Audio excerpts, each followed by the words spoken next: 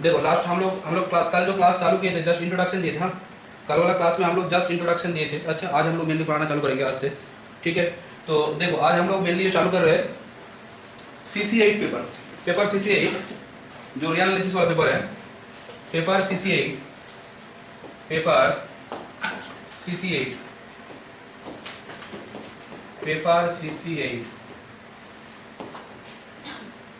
ठीक है। पेपर क्या है तुम्हारा CC8। इसमें हम लोग काम क्या करेंगे, रियल एनालिसिस। अच्छा, क्या काम करेंगे, रियल एनालिसिस। सुनो, जैसे टोटल में मैं काम कर रहा हूँ, रियल एनालिसिस का थर्ड वर्जन 3, रियल एनालिसिस का थर्ड पार्ट। फर्स्ट पार्ट ये हम लोग का सेमेस्टर 4 का पार्ट है, सेम 4। क्या करें, यूनिवर्सिटी सेम 4 का काम है ये। यहाँ पे हम लोग क्या करते हैं, जो सेमेस्टर 2 किए थे ना, फर्स्ट हम लोग रियल चालू किए थे सेमेस्टर 2 में। अच्छा, फर्स्ट हम लोग रियल चालू किए थे सेमेस्टर 2 में। हम लोग फर्स्ट रियल पढ़े थे सेमेस्टर सेम 2 में हम लोग रियल एनालिसिस फर्स्ट चालू किए थे, जहाँ पे हम लोगों ने क्या देखा था, रियल एनालिसिस के फर्स्ट काम होता है, फर्स्ट हम लोग रियल में काम करते हैं कि जो रियल नंबर के ऊपर हम लोग काम करते हैं। अच्छा, किसके ऊपर काम करते हैं, रियल नंबर।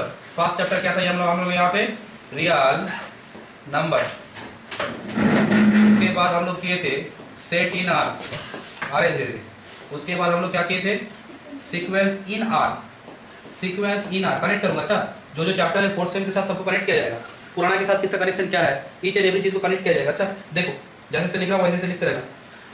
रियल एनालिसिस में हम लोग जो फर्स्ट काम किए थे सेमेस्टर 2 में, रियल नंबर के ऊपर हम लोग काम किए। देखो, जिसका एनालिसिस होगा उसी चैप्टर को तो पहले पढ़ना पड़ेगा ना। हम लोग रियल एनालिसिस पढ़ेंगे तो वहाँ पे रियल नंबर मैटर करता है कि रियल नंबर के बारे में जानना पड़ेगा, रियल नंबर में क्या क्या चीज़ है। तुम लोग अगर देखो, हम लोग फर्स्ट जो काम किए थे रियल नंबर में, वहाँ पे जैसे natural number, set of integer, set of rational number, वहाँ पे तुम देखना हम लोग क्या कर रहे थे, थोड़ा बहुत देखना अपर बाउंड, लोअर बाउंड। अच्छा, कुछ एक्सियम बोले थे ना, फील्ड एक्सियम, एडिशन के लिए कुछ। अच्छा, फील्ड एक्सियम, अलजेब्रिक एक्सियम जिसको बोलते थे कि कुछ चीज होता है, जैसे 2 रियल नंबर का सम रियल नंबर होगा, इसके पीछे कोई ये नहीं है, लॉजिक नहीं है। 2 रियल नंबर का सम रियल नंबर क्यों होगा, क्या बोलोगे, वो एक एक्सियम है। अच्छा, एसोसिएटिविटी लॉ और भी जो हम लोग किए थे, existence of identity element, existence of inverse element, under addition, under multiplication, as a field axiom हम लोग काम किए थे। और क्या बात किए थे हम लोग, वहाँ पे देखना सुप्रीम प्रॉपर्टी, यूनिफॉर्म प्रॉपर्टी, अच्छा आर्किमिडियन प्रॉपर्टी, उसके बाद डेंसिटी प्रॉपर्टी, ठीक है, ये सब किए थे ना। सेट इन आर पे क्या होता है, सेट इन आर पे हम लोग क्या किए थे कि नेबरहुड क्या होता है, इंटीरियर पॉइंट क्या होता है, ओपन सेट क्या होता है, लिमिट पॉइंट क्या होता है, क्लोज सेट क्या होता है, एंड सो ऑन। उसके ऊपर कुछ थ्योरी करी थी हम लोग ना, लिमिट पॉइंट कैसे निकालते हैं, ओपन सेट कैसे चेक करते हैं, क्लोज सेट कैसे चेक करते हैं। मैं बार बार बोल रहा हूँ, ये सब चीज ना फिर आएगा, ये जो रियल एनालिसिस है ना फिर आएगा। कहाँ पे आएगा, सेम 6 में आएगा। सेम 6 पेपर पूरा प्योर सेंट्रिक है, सेम 6 में सब सेट इन आर, सीक्वेंस सब आएगा।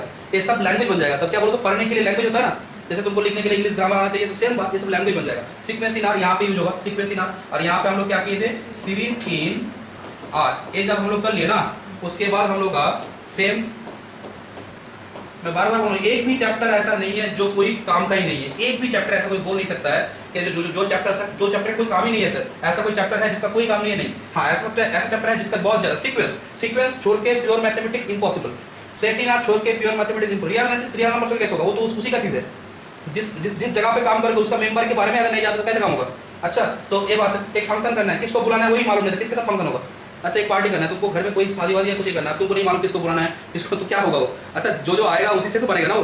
अब जो भी है सीरीज इन आर। अब उसके बाद तुम लोग जानते हो, जो सबसे कैलकुलस में हम लोग सबसे ज्यादा जो यूज करते हैं, जो 3 कॉन्सेप्ट, एक होता है क्या, लिमिट,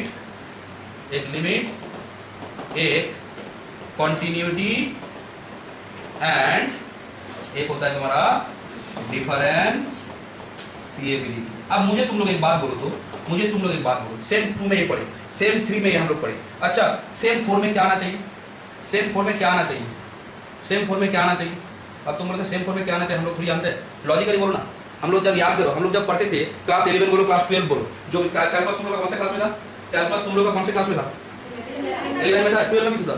हाँ, देखना 12 में जब तुम लोग करते थे, पहले लिमिट पढ़ा जाता था, देखना पहले क्वांटिटी पढ़ा जाता था, उसके बाद डेरिवेटिव किया जाता था। बोलो तो पहले इंटीग्रेशन कराता था या पहले डेरिवेटिव कराता था, पहले डेरिवेटिव ना, पहले डेरिवेटिव, उसके बाद अब क्या बोलते हैं, तो लिमिट भी हो गया, क्वांटिटी हो गया, डिफरेंशिएबिलिटी हो गया। अब हम लोग एक अच्छा चैप्टर चालू करेंगे, जो सबसे इंपॉर्टेंट चैप्टर है इंटीग्रेशन।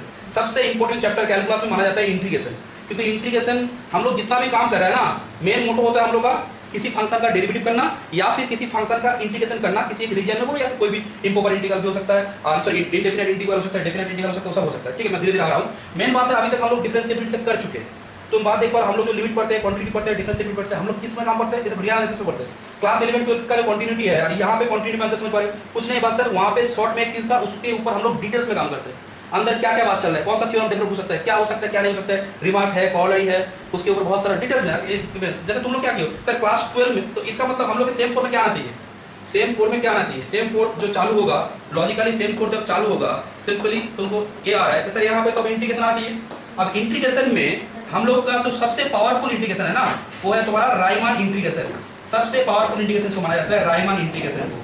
हालांकि बहुत सारा इंटीग्रेशन है, हम लोग देखेंगे कि इंटीग्रेशन बहुत सारा है। अच्छा, इंटीग्रेशन बहुत सारा इंटीग्रेशन है, तो हम लोग राइमान इंटीग्रेशन से पहले चालू करेंगे। अब धीरे धीरे देखो क्या क्या चैप्टर डेवलप होगा। मैं राइमान इंटीग्रेशन में आ रहा हूँ, राइमान इंटीग्रेशन में आ रहा हूँ, उससे पहले क्या क्या काम होगा, पहले उसको जैसे राइमान इंटीग्रेशन चालू हुआ।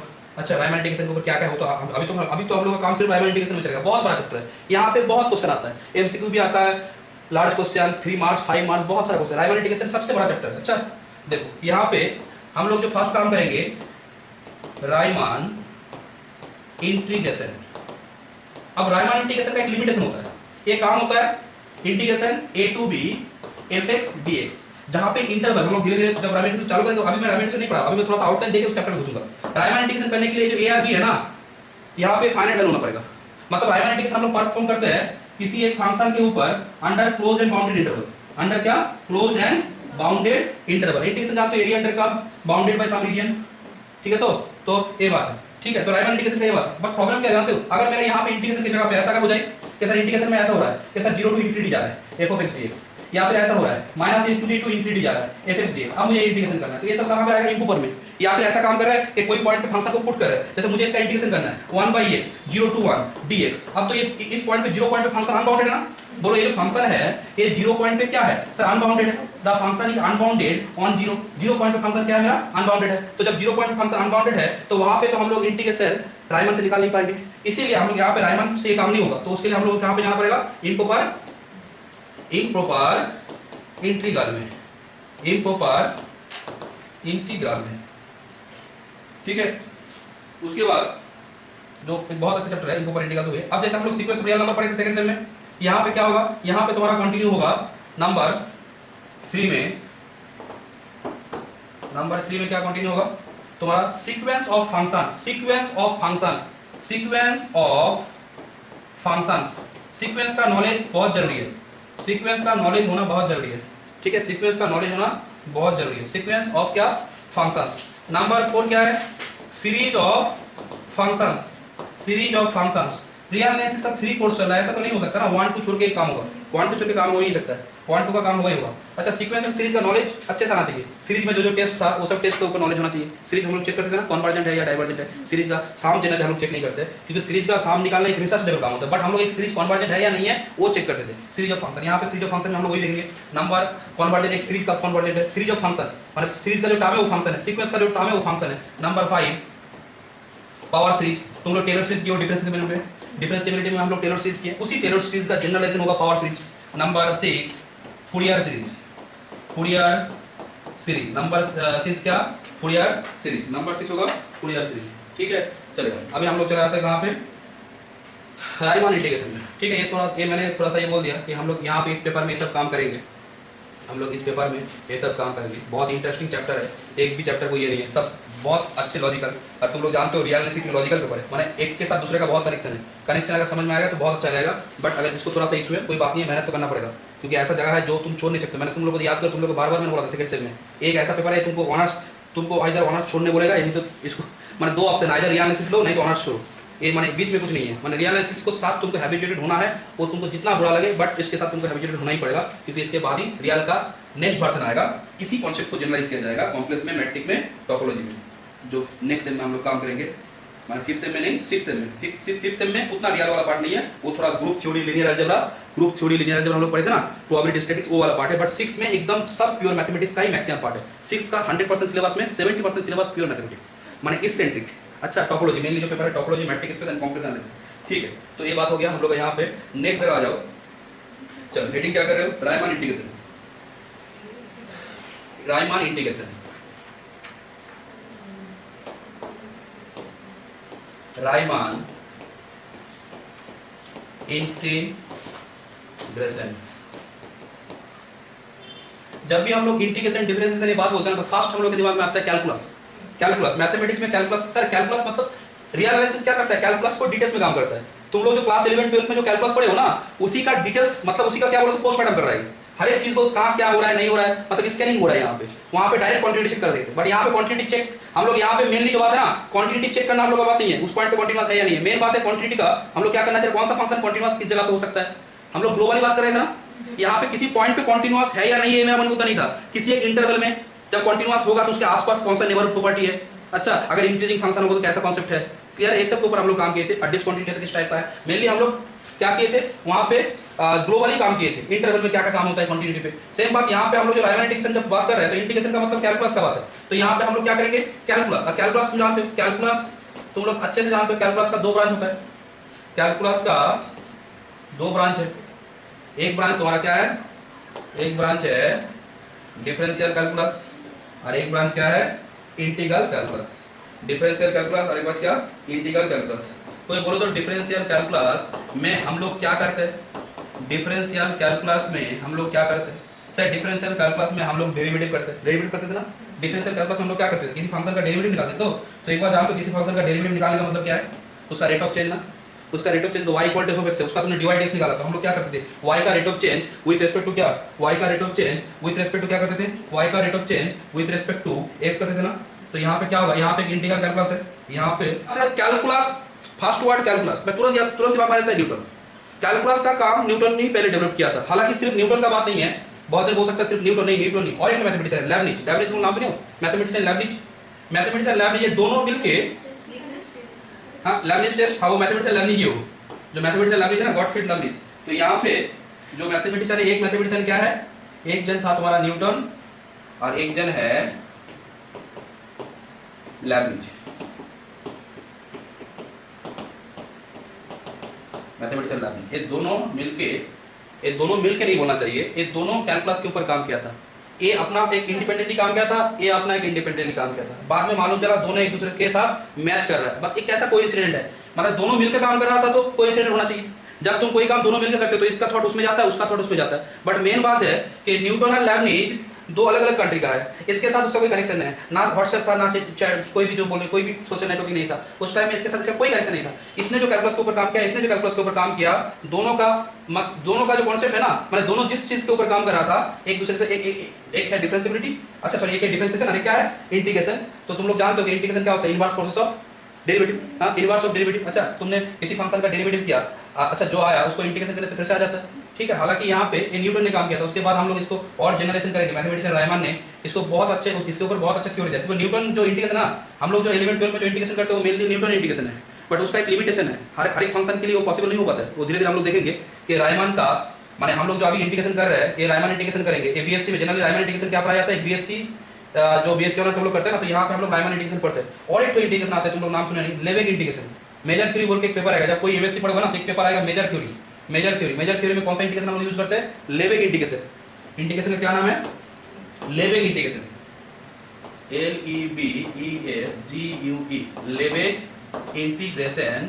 जो चैप्टर है तुम्हारा मेजर थ्योरी, जैसे रायमान इंटीग्रेशन हर एक बीएससी का कोई भी यूनिवर्सिटी हो, बीएससी कोई भी यूनिवर्सिटी के अंदर आए, कोई भी कॉलेज आए बीएससी वाला कोर्स, उसमें एक चैप्टर रायमान इंटीग्रेशन, एक कोर्स रायमान इंटीग्रेशन रहता है। एमएससी में भी कोई जगह भी पढ़ो तो यूनिवर्सिटी में एक जगह तुम क्या देखना, रायमान इंटीग्रेशन आएगा, एक जगह क्या आएगा, एक जगह तुम्हारा आएगा सॉरी लेवेग इंटीग्रेशन।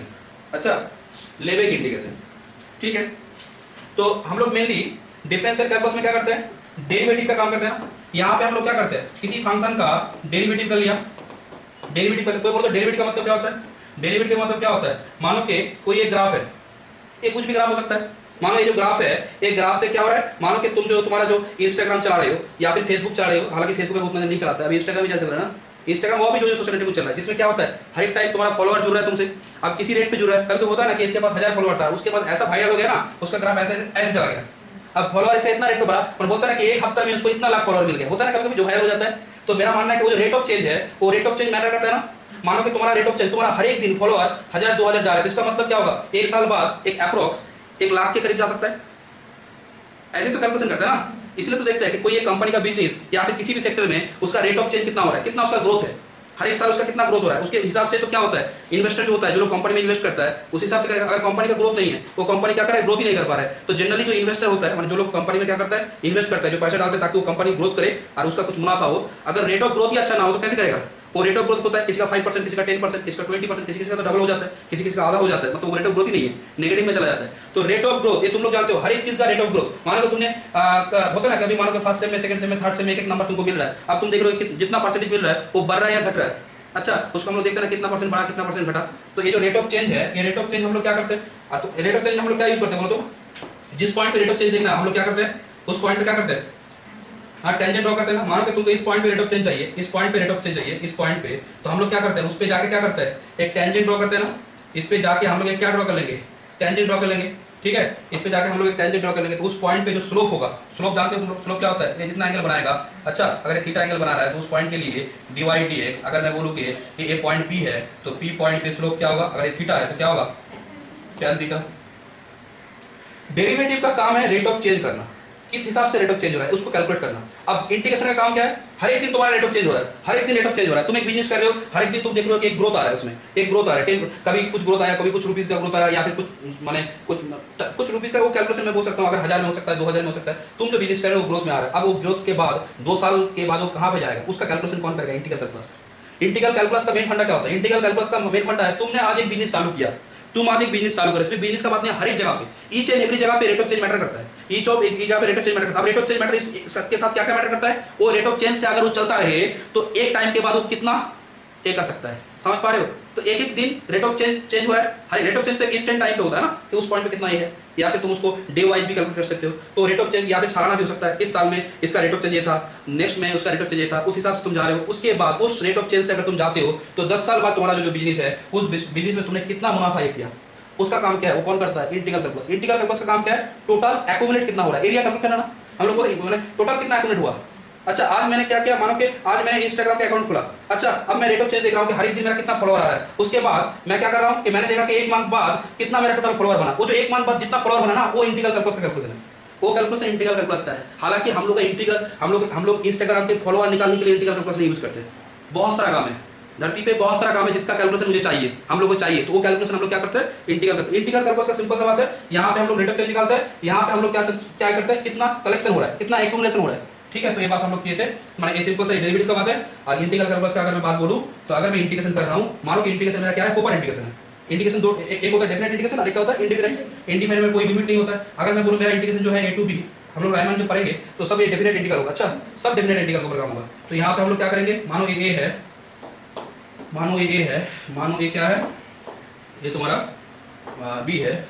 तो ये जो a है, ये जो b है, इसके अंदर ये जो तुम्हारा क्या आया, इसके अंदर ये क्या है तुम्हारा, बोलो, ये जो एरिया आया, इसी का काम है ना, एक ये वाला एरिया अंडर क्या, एरिया अंडर एक बाउंडेड बाय रीजन क्या, एक रीजन क्या है यहाँ पे x इक्वल टू a, एक क्या है x इक्वल टू b, और एक क्या है बोलो x एक्सिस ना, और ये एरिया अंडर एक कर्व, ठीक है। तो ये बात है, हम लोग यहाँ पे करते हैं, ठीक है। अच्छा, अब कोई बोलेगा सर हम लोग जो यहाँ पे इंटीग्रेशन करते हैं, क्लास 12 के इंटीग्रेशन से कितना अलग है। देखो, क्लास 12 में हम लोग इंटीग्रेशन का वैल्यू निकालना हम लोग का इंपॉर्टेंट था, एक इंटीग्रेशन का कितना वैल्यू है। अच्छा, तो तुम लोग ये मत सोचना कि रायमान इंटीग्रेशन में हम लोग वैल्यू निकालेंगे, हालांकि निकालेंगे एक टाइम के बाद, जब ये टॉपिक खत्म होने वाला है ना, लास्ट में हम लोग वैल्यू भी निकालेंगे। बट ये चैप्टर वैल्यू निकालने के ऊपर फोकस नहीं करता है, ये चैप्टर फोकस करता है कि रायमान इंटीग्रेबल कौन कौन फंक्शन है। हम लोग जानते हैं ना कि एक सेट ऑफ फंक्शन अगर कंटीन्यूअस है किसी एक इंटरवल में, तो उसको हम लोग क्या करते हैं, सीएबी से डिनोट करते हैं ना। सीएबी का मतलब क्या है, सीएबी का मतलब क्या है, collection of all continuous function defined on close interval b. जितना सारा संसार में जितना सारा कंटीन्यूअस फंक्शन है और वो अगर डिफाइंड है क्लोज इंटरवल पे, उसका कलेक्शन सीएबी में आता है। डीएबी क्या हो जानते हो, डीएबी का मतलब होता है differentiable function, collection of all differentiable function, हां, all differentiable function defined on close interval B. और हम लोग यहां पे देखेंगे ना, एक होता है आरएबी। आरएबी का मतलब क्या होता है, collection of all Riemann integral function defined on close interval. मैं दिखाऊंगा कि अगर ये सीएबी है ना, अगर ये सीएबी है, अगर ये तुम्हारा क्या है, अगर ये सीएबी है, मैं दिखाऊंगा कि सीएबी से और डीएबी से, सीएबी से क्या होगा, हालांकि set of all continuous function differentiable हो भी सकता है। तो अंदर में क्या होगा बोलो, अंदर में होगा डीएबी ना, अंदर में होगा डीएबी, उसके बाद होगा क्या, सीएबी। अच्छा, उसके बाद मैं दिखाऊंगा कि जो रायमान इंटीग्रल है ना, वो और भी बड़ा है। रायमान इंटीग्रेशन जो फंक्शन है, collection of all Riemann integral function, वो और भी ज्यादा है। कलेक्शन ऑफ कलेक्शन ऑफ और ठीक है।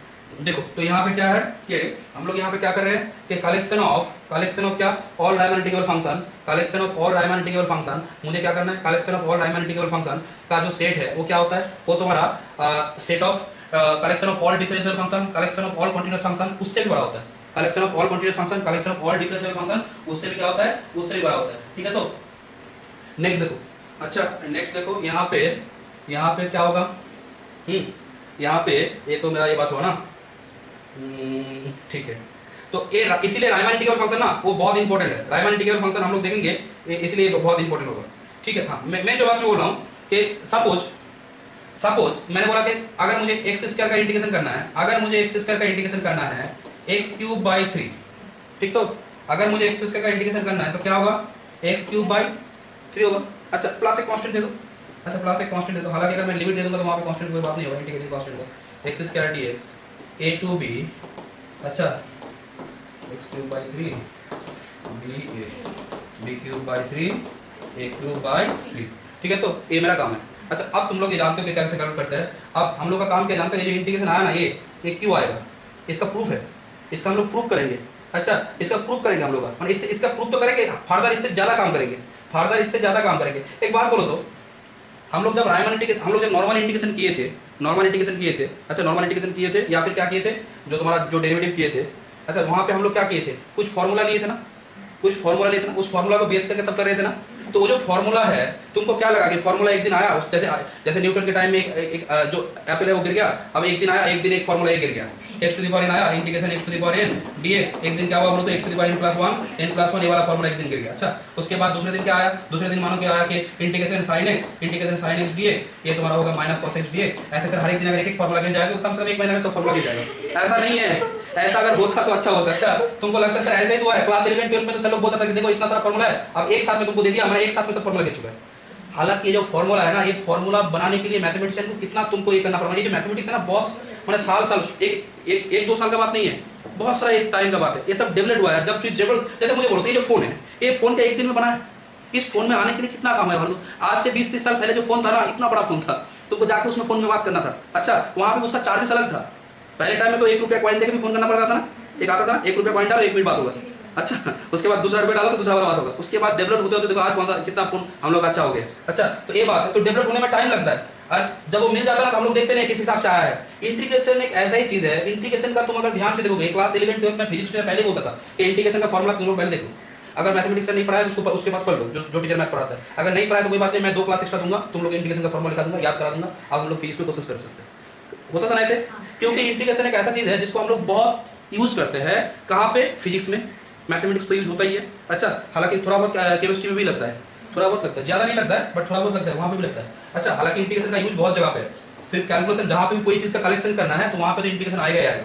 तो ये बात, अच्छा तो इंटीग्रेशन का ये हम लोग काम किए। तो मेनली हम लोग यहाँ पे किसी इंटीग्रेशन का क्या फॉर्मूला है, उस फॉर्मूला से क्वेश्चन सॉल्व करना मेरा टारगेट नहीं है। यहाँ पे मेरा काम क्या है कि वो जो राइमन इंटीग्रेशन है इसके ऊपर थ्योरेटिकल के ऊपर काम होगा। ठीक है, ऐसा कभी नहीं देखना सर एक इंटीग्रेशन देगा इसका वैल्यू निकालो, हालांकि वैल्यू निकालेंगे एंडिंग टाइम में हम लोग कुछ वैल्यू निकालेंगे अंडर राइमन इंटीग्रेशन। ठीक है, मैं तुम लोग एक बात बोलूं, तुम लोग इस टर्म के बारे में जानते हो, इस टर्म ये जानते हो, ये वाला इसका मीनिंग जानते हो, इसका मीनिंग जानते हो कोई? इसका मीनिंग जानते हो? पैरागोजी। पैरागोजी का मतलब क्या होता है? इसको बोलते हैं शिक्षा शास्त्र। शिक्षा शास्त्र का मतलब कोई एक सब्जेक्ट कोई डेवलप किया, मानो कि एक डॉक्टर है, अच्छा वो बायोलॉजी लेके ये सब जो मेडिकल सेक्टर है ना उस पर मानो कि 30 साल का एक्सपीरियंस है। अब एक जन वो आया, अच्छा जैसे इंटरव्यू लेते हैं ना, जैसे मानो कि कोई जो एंकर जो लोग इंटरव्यू लेते हैं वो लोग क्या करता है, वो लोग पूछता है कि आप लोग आपने जो इतना ये जो आपके पूरा फुल टाइम में आपने जितना माने हर एक दिन जो आपने इतना सारा पेशेंट देखा, तो आपका कुछ जिस्ट बोलिए, मैंने क्या क्या चीज़ आप पहले देखते हैं एक पेशेंट में, क्या क्या आपको मिलता है। तो वो लोग क्या करता है, 30 साल का एक एक्सपीरियंस देता है ना, छोटा छोटा देता है। हालांकि ऊपर वो ऐसा कोई एंकर तुमको नहीं मिलेगा, वो पहले बोलेगा कि वो पूछेगा क्या बोलो, तो वो पूछेगा कि क्या कि वो पूछ रहा है कि आपका जो मेडिकल में आपने जितना पढ़े थे ना वो मुझे पहले समझा दीजिए। एंकर कभी ऐसे बोलता है कि जो पेपर पढ़े थे एक एक पेपर मुझे क्या करिए समझाइए, एक एक पेपर मुझे क्या करिए, एक एक पेपर मुझे समझा दीजिए। यहाँ पे मैंने वही बात बोला कि जो पैरागोजी है, पैरागोजी का मतलब क्या होता है, शिक्षा शास्त्र। तो यही होता है कि हम लोग जब राइमन इंटीग्रेशन में काम कर रहे हैं तो इंटीग्रेशन का राइमन इंटीग्रेशन ने, न्यूटन ने, लेबनिज ने, उसके बाद राइमन इंटीग्रेशन में राइमन ने, मैथमेटिशियन राइमन ने, बर्नहार्ड राइमन, उसके बाद तुम्हारा चले जाओ क्या बोलते हैं कि लेवेग में क्या वहां पे इंटीग्रेशन चलता है। तो ये सब जो इंटीग्रेशन है ना, हम लोग देखेंगे कि एक एक इंटीग्रेशन का कोई फॉल्ट है, न्यूटन इंटीग्रेशन का कुछ फॉल है, लेबनिज इंटीग्रेशन माने न्यूटन और लेबनिज इंटीग्रेशन एक ही सेक्टर में आता है। उसके बाद रायमन इंटीग्रेशन ने उसको डेवलप किया। उसके बाद हालांकि रायमन का बात नहीं है, वो रायमन डार्बॉक्स है, एक मैथमेटिशियन और आता है जिसका नाम है डार्बॉक्स। हम लोग जो इंटीग्रेशन पढ़ते हैं ना वो रायमन पढ़ते हैं। जैसे जब भी कैलकुलस का बात आता है ना सिर्फ न्यूटन का, हालांकि एक बात सुनना, जब क्रिकेट का बात आएगा सचिन का बात नहीं हो सकता है, सबका बात होगा। हम लोग क्या करते हैं सिर्फ एक ही को लेकर पढ़ जाते हैं। हाँ समझ होता है, जैसे नीरज इसको मिला क्या बोलते हैं कि जेवलिन थ्रो में मिला, सिर्फ उसी को लगा वही ओलंपिक खेला है, बहुत जन खेले थे। समझ पड़ा, कैलकुलस में सिर्फ न्यूटन का काम नहीं है, कैलकुलस में बहुत जन का काम है। कैलकुलस में बहुत जगह काम है जिसमें बहुत सारा ये है। हम लोग यहाँ पे जो काम करेंगे क्या न्यूटन का, हम लोग यहाँ पे रायमन का काम करेंगे। ठीक है, तो पैरागोजी मतलब हम लोग क्या करते हैं जितना सारा टॉपिक्स पढ़ेंगे तो इंटीग्रेशन का एक बहुत थ्योरी है। अब एक क्लास 12 11 12 का बच्चा को पूरा रायमन इंटीग्रेशन का समझा जाए, उसको अगर पूरा लेवेक इंटीग्रेशन समझा जाए ना तो पढ़ाई छोड़ देगा, मेरा गारंटी है। एक टाइम होता है डेवलप करने का, इसीलिए क्या क्या उससे फार्मूला उठा लो, उसके वो फार्मूला कैसे बनाया नहीं बनाया वो पहले छोड़ो, फार्मूला उठा लो, उससे डायरेक्ट हो जाए। जैसे एक मैट्रिक्स थ्योरी है, तो तुम लोग जो क्लास सेमेस्टर 1 में मैट्रिक्स पढ़े तो ये मैट्रिक्स आज से 50-60 साल पहले, आज से 50-60 साल पहले वो मैट्रिक्स एमएससी में पढ़ाया जाता है। हालांकि अब 9-10 में मैट्रिक्स पढ़ाता है, क्योंकि मैट्रिक्स तुम जानते हो इंजीनियरिंग मैथमेटिक्स बोलो या बहुत जगह पे कम से कम जो लोग प्रोग्रामिंग के ऊपर काम करते हैं, अच्छा डाटा साइंस, इसमें देखना मैट्रिक्स का बहुत यूज होता है। तो अब डाटा साइंस वाला ही काम करेगा। अच्छा कोई मानो कि कंप्यूटर एप्लीकेशन, कोई कंप्यूटर में ऑनर्स कर रहा है, अच्छा तो जो कंप्यूटर साइंस पढ़ रहा है उसके लिए वो एमएससी का मैथ करेगा, जरूरी नहीं है, तो मैट्रिक्स थोड़ा बहुत सीख लो हो जाएगा। तो यही बात है, हम लोग रायमन इंटीग्रेशन में पूरा क्या करेंगे, कोई इंटीग्रेशन का फॉर्मूला के ऊपर भी फोकस नहीं करेंगे, हम लोग यहाँ पे करेंगे। नेक्स्ट आ जाओ, नेक्स्ट तुम्हारा क्या लिख रहे हो, नेक्स्ट क्या काम है, इंटीग्रेशन। क्या लिख रहे हो, इंटीग्रेशन का काम क्या, integration is concern with the problem, integration is concern, integration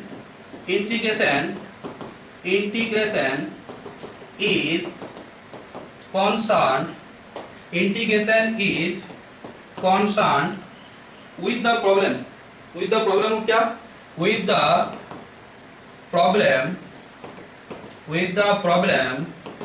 of finding area of a region। Integration ये concept with the problem of क्या, finding area of a region under a क्या, under a curve, under a curve. Integration is concern with the problem of finding of area, क्या area under a curve. एक curve के under में क्या area है उसको हम लोग कैलकुलेट करेंगे। जैसे एरिया का जब बात होगा, जैसे देखो तो ये सिंपल सा एक कोई ये है, इस रेक्टेंगल का मुझे अगर एरिया निकालना है तो b × l करेंगे हो जाएगा। अगर मैं इस ट्रायंगल का एरिया निकालना चाहता हूं तो ये भी सिंपल हो जाएगा, क्लियर है। अगर मैं इस स्क्वायर का एरिया निकालना चाहता हूं तो ये भी सिंपल निकल जाएगा, ठीक है। अब देखो तो सभी एरिया निकालने के लिए मुझे क्या चाहिए, सबका देखो तो एक साइड है ना, सबका एक साइड है। अब दिक्कत क्या होगा, अगर मैं तुमको बोलूं कि इसका एरिया निकालना है, मैं तुमको बोलूं क्या करना है, इस सर्कल के अंदर जो है वो एरिया निकालना है। अब तुम बोले पाया स्क्वायर, मुझे बोलते एक फार्मूला है, पाया स्क्वायर एक फार्मूला है। अब मेन बात है कि जब साइड होता है ना तो एक मानो इसका भी एरिया निकाल सकते हैं हम लोग मानो कि एक पॉलीगॉन ले रहे हैं, एक पॉलीगॉन ले रहे हैं, इसका एरिया निकाल सकते हैं, इसका एरिया निकाल सकते हैं। तो बोले कैसे निकालोगे, मैं इसको सब क्या करूँगा जानते हो, मैं इसको ट्राइंगल में बांट दूंगा, मैं इसको किस में बांट दूंगा, मैं इसको कुछ ट्राइंगल में बांट दूंगा, देखो तब ये निकल जाएगा। अच्छा या फिर एक काम करो, कुछ ये तो रिपीटेशन हो गया, यहाँ पे देखो 3 ट्राइंगल हो गया ना। अगर मैं इसका एरिया निकालूं A1, अगर इसका एरिया निकालूं A2, इसका एरिया अगर निकालूं तो क्या होगा A3, ठीक है। तो सभी का क्या होगा, ये सभी का एरिया अगर मैं सम करूं तो यहाँ से क्या मिल जाएगा, यहाँ से एक टोटल रीजन का एरिया मिल जाएगा, ठीक है। तो ठीक है, बट जब एक फिगर क्या इसमें हो, एक कर्व, ये जो कर्व है ना तो इसका एरिया निकालना हम लोग के लिए क्या है, हम लोग के लिए इसका एरिया निकालना थोड़ा सा टफ हो जाएगा। अच्छा इसका एरिया निकालना टफ हो जाएगा। तुम लोग इसमें ये पढ़े थे क्या बोलते हैं कि integration as a limit sum, integration as limit class 12 में था ना, इंटीग्रेशन एज सम करते करते इंटीग्रेशन करना, पार्ट पार्ट करके डिवाइड किए, उसके बाद नहीं किए क्या, चलो बोल दे, मुझे लग रहा किए थे क्लास 12 में तो था, हम लोग के टाइम में था, तुम लोग के टाइम में तो होना ही चाहिए, ठीक है। हम लोग के टाइम में था, तो तुम लोग के टाइम में ये जो एरिया है इसके लिए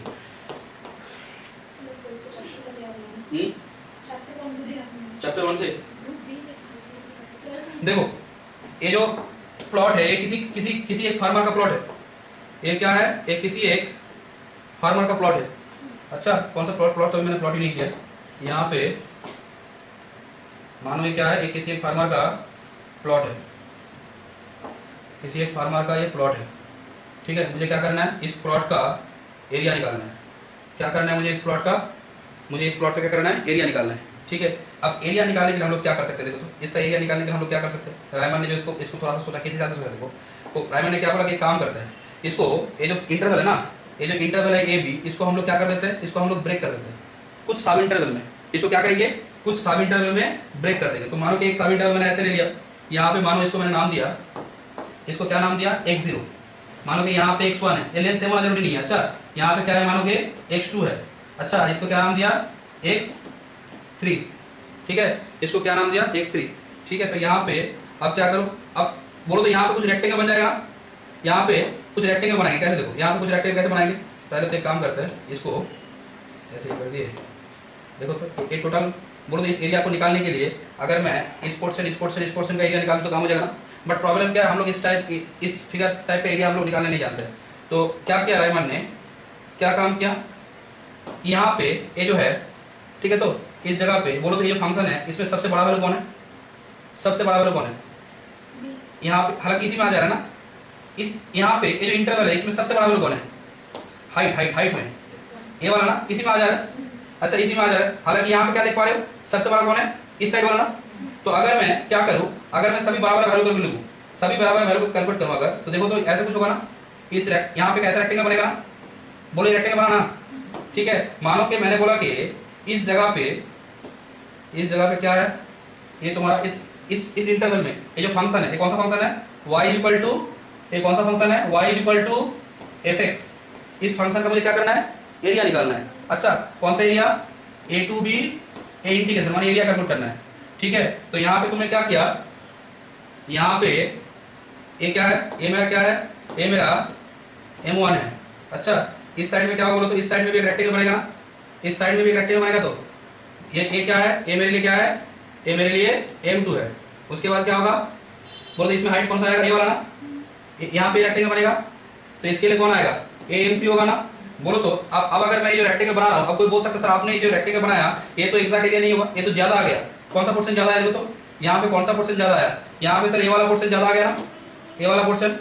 देखो तो ये क्या मेरे प्लॉट का एरिया था, क्या बाहर चला जा रहा है। देखो ये वाला पोर्शन का एरिया, यहाँ पे क्या देख पा रहे हो, सॉरी ये कौन सा है, हाँ यहाँ पे देखो तो ये वाला पोर्शन बाहर का, ये भी बाहर का है ना। तो तुम देख पा रहे हो, अगर मैं क्या कर रहा हूँ, हर एक सब इंटरवल में जा रहा हूँ, हर एक सब इंटरवल में जाके मैं जब एरिया निकाल रहा हूँ, अगर वो रेक्टेंगल बाहर का निकाल रहा हूँ तो एरिया क्या है मेरा, ज्यादा आ रहा है ना, एरिया ज्यादा रहा। अगर मैं यहाँ पूछूं एरिया क्या है बोलो तो, यहाँ पे एरिया क्या है, अगर मैं इस लेंथ को मानूं कि Δ1, इसको क्या माना मैंने, Δ2, इसको क्या माना मैंने, इस सब इंटरवल का लेंथ Δ3, बोलो कि एरिया क्या होगा, एरिया क्या होगा, टोटल एरिया क्या होगा, m1 Δ1, m2 Δ2, m3 Δ3, m1 Δ1, m2 Δ2 क्या, m3 Δ3। यही काम मैं क्या करूंगा जानते हो, यही काम मैं क्या करूंगा, मैं अब रेक्टेंगल जो बनाऊंगा ना, वो रेक्टेंगल में कहां पे बनाऊंगा, इन्फिनियम करके बनाऊंगा।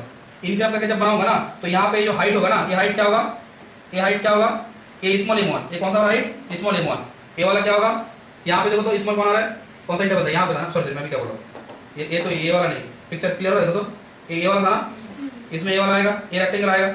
उसके बाद इसके बाद क्या आएगा, यहाँ पे देखो तो सबसे कम ये है ना, तो इसमें कौन रेक्टेंगल आएगा, ये वाला रेक्टेंगल ना, इसमें ये वाला रेक्टेंगल आएगा। उसके बाद क्या आएगा, यहाँ पे सबसे कम है ये वाला रेक्टेंगल ना। तो तुम देख पा रहे हो अब जो पोर्शन है ना, अब कुछ पोर्शन छूट जाए, कौन सा पोर्शन छूट जाएगा, देखो तो यहाँ पे ये वाला पोर्शन देखो तो छूट जा रहा है ना, मेरे प्लॉट का एरिया में ये वाला पोर्शन छूट जा रहा है ना। तो आपको बोला सर यहाँ पे क्या होगा, मैंने क्या माना, हर एक सब इंटरवल में जो फंक्शन है उसका इन्फिनियम कुछ है, इन्फिनियम कुछ है मैंने क्या बोला, तो मैंने बोला कि सबको जो m1 Δ1 है, m2 Δ2 है, m2 Δ2 है एंड क्या है, m3 Δ3। अब मानो कि एरिया जो है ना, मानो कि एरिया 85 आया, मानो कि एरिया क्या आया, सपोज मैंने बोला कि 60 आया। ठीक है, तो अब बोलो तो जो एग्जैक्ट एरिया है, वो एग्जैक्ट एरिया क्या 60 से लेके 85 के बीच में नहीं है क्या, 60 से लेके किसके बीच में है, 85 के बीच में, 60 से लेके क्या है, 85 के बीच में। ठीक है, 60 से लेके क्या होगा, 85 के बीच में एरिया होगा। तो दैट मीन्स हम लोग को ये जो एरिया है ना, इसको कैलकुलेट करना है। तुम लॉजिकली समझ पा रहे हो, ये जो सब इंटरवल है ना, इसको मैं जितना ये करूँ, जैसे मानो ये जो सब इंटरवल था पहला वाला, इसको मैं जूम कर रहा हूँ, इस सब इंटरवल को मैंने क्या किया, जूम किया, यही कर था ना। चलो यहाँ पे ऐसे क्या था ना, बोलो तो ये वाला पोर्शन एक्स्ट्रा आ रहा था ना, यहाँ पे हम लोग का कौन सा वाला पोर्शन एक्स्ट्रा आ रहा था, सर ये वाला पोर्शन एक्स्ट्रा आ रहा था। अच्छा ये वाला पोर्शन एक्स्ट्रा आ रहा था ना, अब मैंने क्या किया, उसी सब इंटरवल को ना बीच में कट किया, तो बीच में कट करने से क्या होगा, उसी सब इंटरवल को बीच में कट करने से क्या होगा, बोलो तो ऐसा कुछ होगा ना। अब देखो तो, अब तुमने जब इसको बीच में कट किया तो अब क्या होगा, बोलो तो इस सब इंटरवल में सुप्रीम कौन है, इस सब इंटरवल में सुप्रीम कौन है, ये वाला है ना, इस सब इंटरवल में सुप्रीम ये वाला है। तो यहाँ पे देखो तो अब क्या होगा, अब यहाँ पे टोटल एरिया आएगा ना, एरिया आएगा। तो उसके बाद नेक्स्ट में जब काम करोगे तो क्या होगा, ये वाला सुप्रीम होगा। बोलो तो अब एक बात देख पा रहे हो, ये वाला पोर्शन अब हट गया है, ये वाला पोर्शन आया क्या, ये वाला पोर्शन क्या आया मेरे यहाँ पे, ये वाला पोर्शन पहले आ रहा था ना, ए वाला पोर्शन टोटल आ रहा था, अब ए वाला पोर्शन हट गया, हटना भी चाहिए क्योंकि ए वाला पोर्शन तो मेरे एरिया के अंदर नहीं आता है। तो दैट मींस मैं जब इसको ऐसे रिफाइन माने इस चीज को इंप्रूवमेंट करते जाऊं ना तो मेरा जो एक्स्ट्रा जो एरिया है ना वो क्या होगा, वो उतना नहीं आएगा, मतलब एग्जैक्ट की तरफ जाते जाएगा। अब यही बात मैं अगर लोअर ट्रायंगल करके कर रहा था, अगर मैं यही बात क्या करके कर रहा था, अगर लोअर ट्रायंगल करके करूंगा तो क्या होगा यहाँ पे, अच्छा यहाँ पे देखो, अब बोलो तो क्या होगा, ए रेक्टेंगल होगा ना, ए एरिया होगा ना, ए इसका एरिया होगा, और क्या होगा, ए उसका एरिया होगा, ठीक है। यहाँ पे देखो तो ए इसका एरिया होगा, ए इसका एरिया आ रहा है। अब बोलो तो यहाँ पे पहले टाइम में क्या हो रहा था, पहले टाइम में अगर तुम ध्यान से देखोगे ना, पहले टाइम में हम लोग का क्या हो रहा था, ए वाला पोर्शन का एरिया आ रहा था ना लोअर के लिए, लोअर के लिए आया था वो लोअर के लिए आ रहा था ना। अब क्या हो रहा है, अब देखो एक्स्ट्रा एरिया मेरा कौन आ गया, ए वाला पोर्शन एक्स्ट्रा आ गया ना। बोलो पहले टाइम में क्या कौन सा पोर्शन हम लोग का छूट रहा था, ए वाला पोर्शन छूट रहा था ना, ए वाला पोर्शन पूरा छूट जा रहा था, हम लोग एरिया का पार्ट है, बट वो छूट जा रहा था ना। अब बोलो तो जब मैंने बीच में एक सब इंटरवल और डिवाइड कर दिया तो ये वाला पोर्शन का एरिया आ गया ना, ये वाला पोर्शन क्या आ गया हम लोग के पास, अपने एरिया में जुड़ गया ना, ये तो हम लोग के पास था। समझ पा रहे हो बात, कुछ पार्ट जो एक्स्ट्रा आ रहा था उसमें इंप्रूवमेंट हुआ, कुछ पार्ट हम कुछ एरिया हम लोग का छूट जा रहा था उसमें भी इंप्रूवमेंट हुआ। इसी इंप्रूवमेंट को अगर हम लोग करते जाए तो क्या होगा, इसी इंप्रूवमेंट को हम लोग करते जाए, इंप्रूवमेंट करें, अगर सब इंटरवल क्या करे, अगर इसका लेंथ, अगर इसका लेंथ मानो कि 10 to 0 कर दे तो 10 to 0 करोगे क्या होगा, तुम देखोगे कि हर एक में क्या आ रहा है, छोटा छोटा रेक्टेंगल आ रहा है ना। तो जब छोटा छोटा रेक्टेंगल आएगा तो बेनिफिट क्या होगा, बेनिफिट क्या होगा, हाँ बेनिफिट क्या होगा, जब छोटा छोटा रेक्टेंगल आएगा तो बेनिफिट क्या होगा, बोलो एग्जैक्ट एरिया आ जाएगा, एग्जैक्ट एरिया आ जाएगा, ठीक है, छोटा छोटा करने से एग्जैक्ट एरिया आ जाएगा, ठीक है, ठीक है। लिखा तो नेक्स्ट लिखना, मीनिंग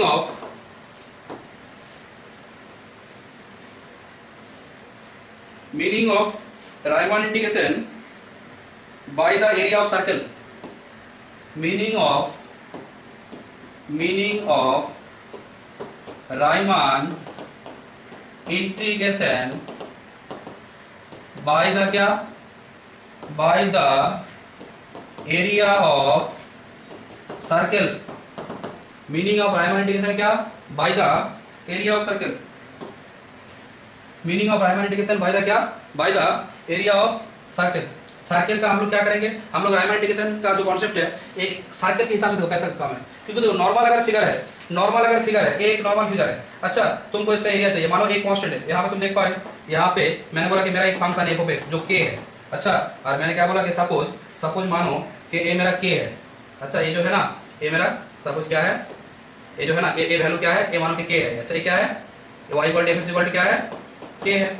अब तुम सिर्फ देख लो इसका लिमिट क्या है, मानो कि यहाँ पे x इक्वल टू a है और यहाँ पे क्या है x इक्वल टू b है, तो तुमको एरिया निकालना है। अच्छा अगर इस प्लॉट का एरिया निकालना है तो क्या करोगे, अगर इस एरिया का एरिया निकालना है, हालांकि मुझे यहाँ पे मैंने थोड़ा सा मिस्टेक किया, इस जगह को क्या करना चाहिए था ऐसे कुछ, अच्छा ये मेरा a है और ये मेरा b है, तो सिंपली क्या करोगे integration f(x) dx a to b ना, अब integration a to b f(x) dx माने यहाँ पे क्या होगा k dx, तो k इंटू एक्स माने क्या होगा k into x b a, तो क्या होगा k इंटू b माइनस, ये तो ऐसे तो आना ही चाहिए, a b है ये है, a b माइनस है, ये हाइट k है तो ये तो आएगा b माइनस है। बट प्रॉब्लम है हम लोग को तो एरिया रहेगा ही नहीं, हम लोग का एरिया रहेगा कार्व के अंदर, तो कार्व के अंदर अगर एरिया होगा तो ऐसे तो हम लोग सिंपली निकाल नहीं पाएंगे, ठीक है।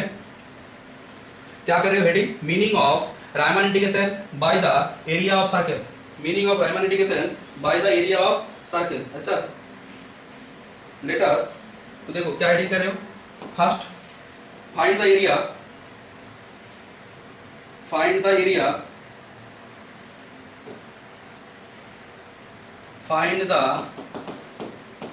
area of area R, find the area R of the region, find the area R of the region, ठीक है, और ये area R of the region enclosed by a circle, by a circle of radius क्या, of radius r, ठीक है। तुमको area निकालना है किसका, एक सर्कल का, एक सर्कल का एरिया निकालना है, एक सर्कल का एरिया निकालना है, ठीक है। मानो कि यहाँ पे एक सर्कल है, यहाँ पे एक सर्कल है, इस सर्कल का मुझे क्या करना है, एरिया निकालना है। मानो इस सर्कल का एरिया मैंने क्या माना कि ये सर्कल का एरिया मैंने क्या माना, r माना, ठीक है, इस सर्कल का एरिया मैंने क्या माना, r माना। तो अब मैं क्या करूंगा, इसका रेडियस क्या है, सपोज ये सर्कल जो है ना इसका रेडियस है तुम्हारा, इसका रेडियस है क्या, इसका रेडियस है r, इस सर्कल का जो है ना इस सर्कल का रेडियस क्या है, r है, ठीक है, इस सर्कल का जो रेडियस है ये r है। मुझे क्या करना है, मुझे इस सर्कल के अंदर जो एनक्लोज्ड एरिया है ना मुझे वो निकालना है। तो इसके लिए हम लोग क्या कर सकते जानते हो? देखो तो इस सर्कल को मैं कुछ ट्राइंगल में बांट सकता हूँ। मैं इस सर्कल को ना कुछ ट्राइंगल में बांट दिया। कैसे? देखो मैंने एक पॉइंट यहाँ पे लिया ये वाला, और एक पॉइंट मैंने यहाँ पे ये वाला लिया। इसको मैं ट्राइंगल में कैसे बांट रहा हूँ देखो एक बार। अच्छा, एक ट्राइंगल में क्या करूँगा जानते हो? एक ट्राइंगल मैं बाहर से लूंगा, बाहर से किस हिसाब से? मैंने outer circle, sorry outer triangle, देखो ना ऐसे। अच्छा, जैसे वहां पे किए थे ना, कोई बोला रेक्टेंगल से बांट रहे, नहीं रेक्टेंगल से बांटना जरूरी नहीं है, हर एक टाइम रेक्टेंगल से बांटना जरूरी नहीं है। कोई भी एक नॉन फिगर जिसका एरिया हम लोग इजीली निकाल सकते हैं, ट्राइंगल का एरिया हम लोग इजीली निकाल सकते हैं, तो तुम ट्राइंगल से ही कर सकते हो। यहाँ पे क्या किए, अगर मैं इस अंदर में काम करूँ तो क्या होगा? ये वाला पोर्शन ना, ठीक है, तो ये वाला पोर्शन। तो यहाँ पे देखो तो अगर मैं अंदर वाला जो ट्राइंगल है, अगर मैं इसका एरिया देखूँ, अंदर वाला ट्राइंगल का मैं अगर एरिया देखूँ तो बोलो तो क्या होगा? एरिया आएगा ना। बोलो तो कुछ एरिया छूट गया ना यहाँ पे, कौन सा एरिया छूट गया? बोलो तो यहाँ पे कौन सा एरिया छूट गया? यहाँ पे कौन सा एरिया छूट गया? यहाँ पे ए वाला एरिया छूट गया ना। बट जब मैं आउटर सर्कल ए देख रहा हूँ, माने बाहर वाला जो क्या है ट्राइंगल है, उसके लिए क्या हो रहा है? तो उसके लिए ये वाला पोर्शन ज्यादा आ जा रहा है। अब कोई बोल सकता है सर आप एक काम कर सकते हैं ना, एक ट्राइंगल को ना बहुत छोटा छोटा करके लीजिए। मतलब क्या बोलो तो, एक ट्राइंगल को मैं अगर क्या करूँ, अब बोलो तो इसमें कितना ट्राइंगल इसमें बना सकता हूँ? इसमें मैं कितना ट्राइंगल बना सकता हूँ? हाँ, 5, 6, 10 कुछ भी बना सकता हूँ ना। ऐसे एक ट्राइंगल बनाया, जैसे मान लो एक पिज्जा है, उस पिज्जा को 4 जन जब बांटते हो तो कैसे बांटते हो ना। अगर 8 जन उसको बांटोगे तो 8 ट्राइंगल आएगा ना, 8 ट्राइंगल आएगा ना। तो मैं बोल रहा हूँ कि इसी चीज को अगर मैं क्या करूँ बोलो तो, नंबर ऑफ ट्राइंगल को जो मैं बांट रहा हूँ, अगर मैं इसको n टाइम्स करूँ, और n का वैल्यू मैं क्या किया 10 किया 20 किया, ऐसे बढ़ाते बढ़ाते अगर मैं इन्फिनिटी कर दूँ, तुम देखना कि जो ट्राइंगल जो बनेगा ना, ऐसे बनेगा, छोटा सा एक ट्राइंगल बनेगा। मैं दिखा नहीं पा रहा यहाँ पे, जैसे यहाँ पे एक ट्राइंगल बनाया ऐसा कुछ, ये भी तो बड़ा हो गया मुझे लग रहा है। बोलो इसमें जब काम करोगे तो इसके अंदर और उसके बाहर, तो तुम देखना क्या होगा, बहुत कम एरर आएगा ना। बट हम लोग तो जब ड्रॉ कर रहे हैं तो उतना छोटा ड्रॉ नहीं कर पा रहे, बट इन मैथमेटिकली हम लोग लिमिट के हिसाब से जब काम करेंगे ना, तो एरिया क्या आ जाएगा, एग्जैक्ट आ जाएगा। हम लोग क्या करेंगे, बाहर वाला जो ट्राइंगल है, जितना सारा बाहर वाला ट्राइंगल बनाए थे उसका साम करेंगे, अंदर वाला जो ट्राइंगल है उसका साम करेंगे, उसके बाद क्या करेंगे, उसको लिमिटिंग के हिसाब से देखेंगे। सैंडविच थ्योरम का मतलब बाहर का एरिया और अंदर का एरिया, और एग्जैक्ट एरिया बीच में रहेगा। लिमिटिंग में ये कर देंगे तो सैंडविच थ्योरम से क्या होगा, इसका लिमिट इज इक्वल टू जो बीच वाला है उसका लिमिट आ जाएगा, तो ये हो जाएगा। ठीक है, तो ये जो प्रूफ है, इसका प्रूफ अभी हम लोग नहीं देखेंगे, क्योंकि ये बैकग्राउंड ऑफ रायमान इंटीग्रेशन का जो थॉट है, इससे वो डेवलप किए थे, तो इसका प्रूफ हम लोग नहीं देखेंगे। ये जस्ट उसके ऊपर बैकग्राउंड का रायमान इंटीग्रेशन कुछ बात है। ठीक है, तो प्रूफ लोगों में अगर हो सके तो प्रूफ नहीं चाहिए, चलो प्रूफ अभी नहीं चाहिए, सबको प्रूफ नहीं चाहिए। अच्छा देखो, नेक्स्ट जगह देखो, हाइपोथेसिस ऑफ रायमान इंटीग्रेशन, सबसे इंपॉर्टेंट जगह। रायमान इंटीग्रेशन का सबसे इंपॉर्टेंट जगह क्या है, हाइपोथेसिस ऑफ रायमान इंटीग्रेशन। अगर हो सके तो इसका जो प्रूफ है ना, क्योंकि प्रूफ मैं नहीं बोलूंगा, अगर हो सके तो इसका प्रूफ ना मैं पुराना वाला जो लेक्चर है वहां से दे दूंगा, जिसको देखना है वो देख लेना। अच्छा, रायमान इंटीग्रेशन किसके ऊपर डेवलप कैसे किया था, उस पे नहीं प्रूफ नहीं, इसका प्रूफ नहीं आएगा, ये जस्ट मैंने समझाया तुमको। ठीक है, ये जस्ट मैंने समझाया, ये प्रूफ नहीं आएगा। देख अब नेक्स्ट क्या लिखोगे, हाइपोथेसिस। देखो हाइपोथेसिस माने रायमान इंटीग्रेशन परफॉर्म करने के लिए ना, रायमान इंटीग्रेशन परफॉर्म करने के लिए, रायमान इंटीग्रेशन हम लोग जब परफॉर्म करते हैं, हाइपोथेसिस ऑफ क्या, रायमान इंटीग्रेशन। हाइपोथेसिस ऑफ क्या, रायमान इंटीग्रेशन। माने हम लोग को रायमान इंटीग्रेशन अगर परफॉर्म करना है तो कुछ बात पहले मान के करना है। रायमान इंटीग्रेशन बहुत पावरफुल इंटीग्रेशन है, बट तब भी कुछ कुछ इसमें लिमिटेशन है, इसीलिए तो लेवेग इंटीग्रेशन आया था मेजर थ्योरी, जो सबसे एडवांस है। अच्छा 3G से लेकर 4G अच्छा, 4G से लेकर 5G अच्छा, बट 5G भी एक टाइम पे लगेगा ना कि 5G भी अच्छा नहीं था, 6G आ जाए तो और अच्छा, माने एक लिमिट तक ठीक है। इंटीग्रेशन में सबसे अच्छा काम किया था लेवेग इंटीग्रेशन। वो कितना पावरफुल है, देखो पावरफुल तभी मालूम चलता है जब दोनों का कंपैरिजन होता है। एक 3G के साथ 4G रखो, देखो कंपैरिजन मालूम चल जाएगा। तुम रायमान जानोगे, तुम एमएससी करोगे तो लेवेग जानोगे। जब जो लेवेग जानता है वो जानता है कि रायमान का कितना, रायमान के अंदर भी फॉल्ट है, लेवेग के अंदर वो फॉल्ट को रिकवर करते हैं। कोई भी चीज जब नया अपडेट आता है ना, तो उसमें क्या होता है, पुराना चीज को फॉल्ट को हम लोग ये करते हैं, पर तब भी मेरा मानना है कि हर एक में कुछ ना कुछ फॉल्ट है। अच्छा, तो लेवेग में भी थोड़ा बहुत फॉल्ट है, उसके लिए वो भी एक अलग बात है। ठीक है, क्या हाइपोथेसिस है, hypothesis of Riemann integration. First क्या बात होगा, रायमान इंटीग्रेशन के हाइपोथेसिस में let f is a function, कहां से कहां तक, close interval ab to r, close interval ab to r। ठीक है, बी ए फंक्शन। अच्छा बी ए फंक्शन। अच्छा मुझे देखो इतना सारा चैप्टर है, मैं जानता हूं किस हिसाब से काम कराना है। अच्छा कम से कम ये सब चीज मुझे कोई ये मत देना किस हिसाब से मुझे पढ़ाना है। अच्छा ये सब नहीं देना चाहिए, क्योंकि मैं इस फील्ड में हूँ। हाँ तुम ये बोल सकते हो सर आपने रेगुलर क्लास में सिलेबस खत्म नहीं हुआ, मुझे बोलना सर आपने सिलेबस नहीं खत्म कर पाए, सर आप टीचर, हम आपको अच्छा टीचर नहीं मानते, बट कैसे पढ़ाना है अगर ये सब बोलने लग जाओगे ना तो डिमोटिवेट फील करूंगा, क्योंकि ये सेक्टर मेरा सेक्टर है। अच्छा मुझे मालूम है। अच्छा तुम्हारा काम है तुम पढ़ो। अच्छा ऐसा हो सकता है कि मैं जो पढ़ा रहा हूँ उसको अच्छा ना लगे, ऐसा नहीं है कि एक टीचर अच्छा होता है, अच्छा ना लगे तो दूसरा टीचर देख लेना। ठीक है, ऐसा थोड़ी है कि मैं जो पढ़ा रहा हूँ तुमको मुझे बेस्ट लगेगा, क्योंकि मार्केट में टीचर भी तो बहुत है। बट कुछ चीज़ जो है मैं जो पढ़ाता हूँ, मेरा अगर मुझे फ्रीडम ना मिले तो मैं कैसे पढ़ाऊंगा। हालांकि एक चीज मुझे प्रूव करना था, मैंने छोड़ दिया, ठीक है, एक दो चीज और बोला था, ठीक है, चलो कोई बात नहीं, उतना मोटिवेशन से नहीं चाहिए, हम लोग एग्जाम में नंबर चाहिए, ठीक है, इसलिए मैंने मोटिवेशन को गाइड कर दिया, बट एक लिमिट तक गाइड कर सकता हूं, सब अगर गाइड कर दूंगा तो कैसे होगा, क्योंकि एक बैच में बहुत सारे स्टूडेंट पढ़ता है, ठीक है। देखो हाइपोथेसिस ऑफ रायमन इंटीग्रेशन क्या बोलता है, हाइपोथेसिस ऑफ रायमन इंटीग्रेशन बोलता है कि तुम जब एक इंटीग्रेशन परफॉर्म कर रहे हो किसी फंक्शन में, देखो फंक्शन कैसे डिफाइंड है, फंक्शन कैसे डिफाइंड है, बोलोगे फंक्शन का डोमेन क्या है, क्लोज इंटरवल है टू आर, फंक्शन तुम लोग जानते हो, फंक्शन क्या होता है, function is rule of correspondence, function जानते हो ना, function is rule of correspondence, function rule of correspondence क्या होता है, डोमेन का हर एक एलिमेंट का एक यूनिक वैल्यू मिलना चाहिए ना, तो ये फंक्शन है, फंक्शन का डोमेन क्या है, फंक्शन का डोमेन क्या है, यहाँ पे फंक्शन का डोमेन क्या है, बोलो क्लोज इंटरवल है, ए क्लोज इंटरवल है, तो कोई बोलोगे यहाँ पे क्या क्या पॉइंट है, वो सब पॉइंट जो ए या ए के इक्वल है, या फिर ए से बड़ा है, या फिर बी या बी से छोटा है, कलेक्शन ऑफ दोस, अगर कोई मुझे बोला सर ये क्लोज इंटरवल है, इसका मतलब बोलिए this is the collection of those real numbers जो क्या है, ए से बड़ा या इक्वल बी से छोटा है, दिस ए क्लोज इंटरवल है, this is the close interval and bounded, ये बाउंडेड भी है ना, इसका अपर बाउंड क्या है, बी है, लोअर बाउंड क्या है, ए है। First of all Riemann integration perform करने के लिए डोमेन को ऑलवेज क्लोज्ड एंड क्या बाउंडेड इंटरवल बोला है, not a set, close bounded set तो ये भी है, मुझे बोलो तो ए वाला सेट 2 to infinity, ये क्या क्लोज सेट नहीं है, क्लोज सेट, इसका हर एक पॉइंट लिमिट पॉइंट है, इसका हर एक पॉइंट लिमिट पॉइंट है, बोले थे ना ये सेट इन आर का चैप्टर है, इसका हर एक पॉइंट लिमिट पॉइंट है, सर ये सेट क्लोज्ड है, हां ये सेट क्लोज्ड है, ये बाउंडेड है, बाउंडेड नहीं है ना, ये बाउंडेड है क्या, ये अनबाउंडेड है, ये अनबाउंडेड है, तो ये अनबाउंडेड है, ठीक है, ये अनबाउंडेड है, तो ये बात है, तो क्लोज्ड एंड बाउंडेड इंटरवल, यहां पे क्या बात किया गया, close and bounded interval, close and bounded interval, मतलब एक बार बोलो तो जब एक इंटरवल क्लोज और बाउंडेड है, इसका मतलब सिंपली मैं ऐसा बोल सकता हूं ना, ये इंटरवल एक फाइनाइट इंटरवल होगा, क्लोज और बाउंडेड जब है, बाउंडेड का मतलब क्या, राइट में और लेफ्ट में उसको रोक सकते हो, तो इसका मतलब क्या है, वो एक फाइनाइट इंटरवल होगा। तो रायमन इंटीग्रेशन में फर्स्ट हाइपोथेसिस क्या होता है कि the domain of the function is always, Riemann integration हम लोग फंक्शन करते हैं फंक्शन के ऊपर, जो फंक्शन होगा उस फंक्शन का डोमेन को क्या होना पड़ेगा, उस फंक्शन का डोमेन को क्लोज्ड एंड क्या होना पड़ेगा, क्लोज्ड एंड बाउंडेड इंटरवल। कोई बोला सर एक मेरा एक फंक्शन है, सर वो क्लोज्ड और बाउंडेड इंटरवल नहीं है, रायमन इंटीग्रेशन काम ही नहीं कर पाएगा, फेल कर जाएगा, माने वो काम उस पे नहीं चलेगा, एरर दिखाएगा, माने सिंपल सा बात है, रायमन इंटीग्रेशन परफॉर्म करने के लिए दो चीज का रिक्वायरमेंट होता है, वो दो अगर होगा तब जाके होगा, दैट मींस ये दोनों क्या है, तुमको पहले देखो हाइपोथेसिस का मतलब क्या है, गिवन कंडीशन, तो let f a b to r be a function, then it is number one defined, कहां पे डिफाइंड है, डिफाइंड ऑन क्या, on closed and bounded interval, closed and bounded interval. Number two क्या,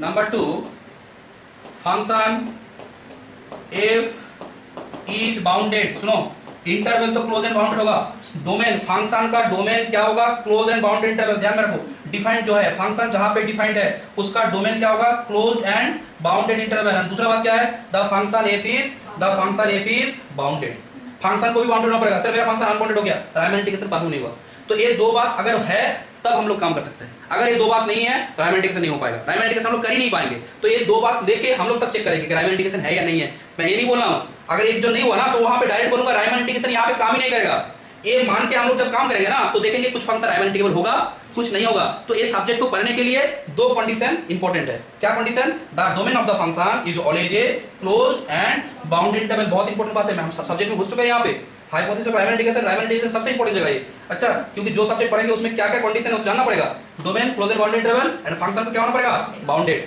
sir function unbounded है, Riemann integration perform ही नहीं होगा। देखो Riemann integration में ना सबसे इंपॉर्टेंट जगह है पार्टीशन, क्या पार्टीशन, रायमन इंटीग्रेशन में पार्टीशन छोड़ के कुछ नहीं हो सकता है, जितना भी हम लोग 20-22 क्लास लेंगे ना तो हर एक जगह पे सुनेंगे पार्टीशन, ये पार्टीशन है क्या, अच्छा ये पार्टीशन को हम लोग देखेंगे, ठीक है। पार्टीशन का मतलब क्या, बंटवारा ना, पार्टीशन का मतलब क्या होता है, बंटवारा, जैसे इंडिया पाकिस्तान का हुआ था 1947 में, ठीक है, यहाँ पे भी हम लोग कुछ बंटवारा करेंगे। अच्छा सर ऐसा इंडिया पाकिस्तान में क्या बात है, हम लोग घर में भी तो बांट देते हैं, अच्छा होता है ना, एक फैमिली में 3 भाई है तो लोग बांट देता है ना अपना, ये जमीन वो लिया, वो जमीन लिया, उसके बाद उसको लेके झमेला भी होता है, मारपीट भी होता है, प्रॉब्लम होता ही है। तो सेम बात मैथमेटिक्स में भी वही बात है, मैथमेटिक्स में भी हम लोग क्या करते हैं, पार्टीशन करते हैं, वो कोई अलग चीज नहीं है, मैथमेटिक्स का पार्टीशन है।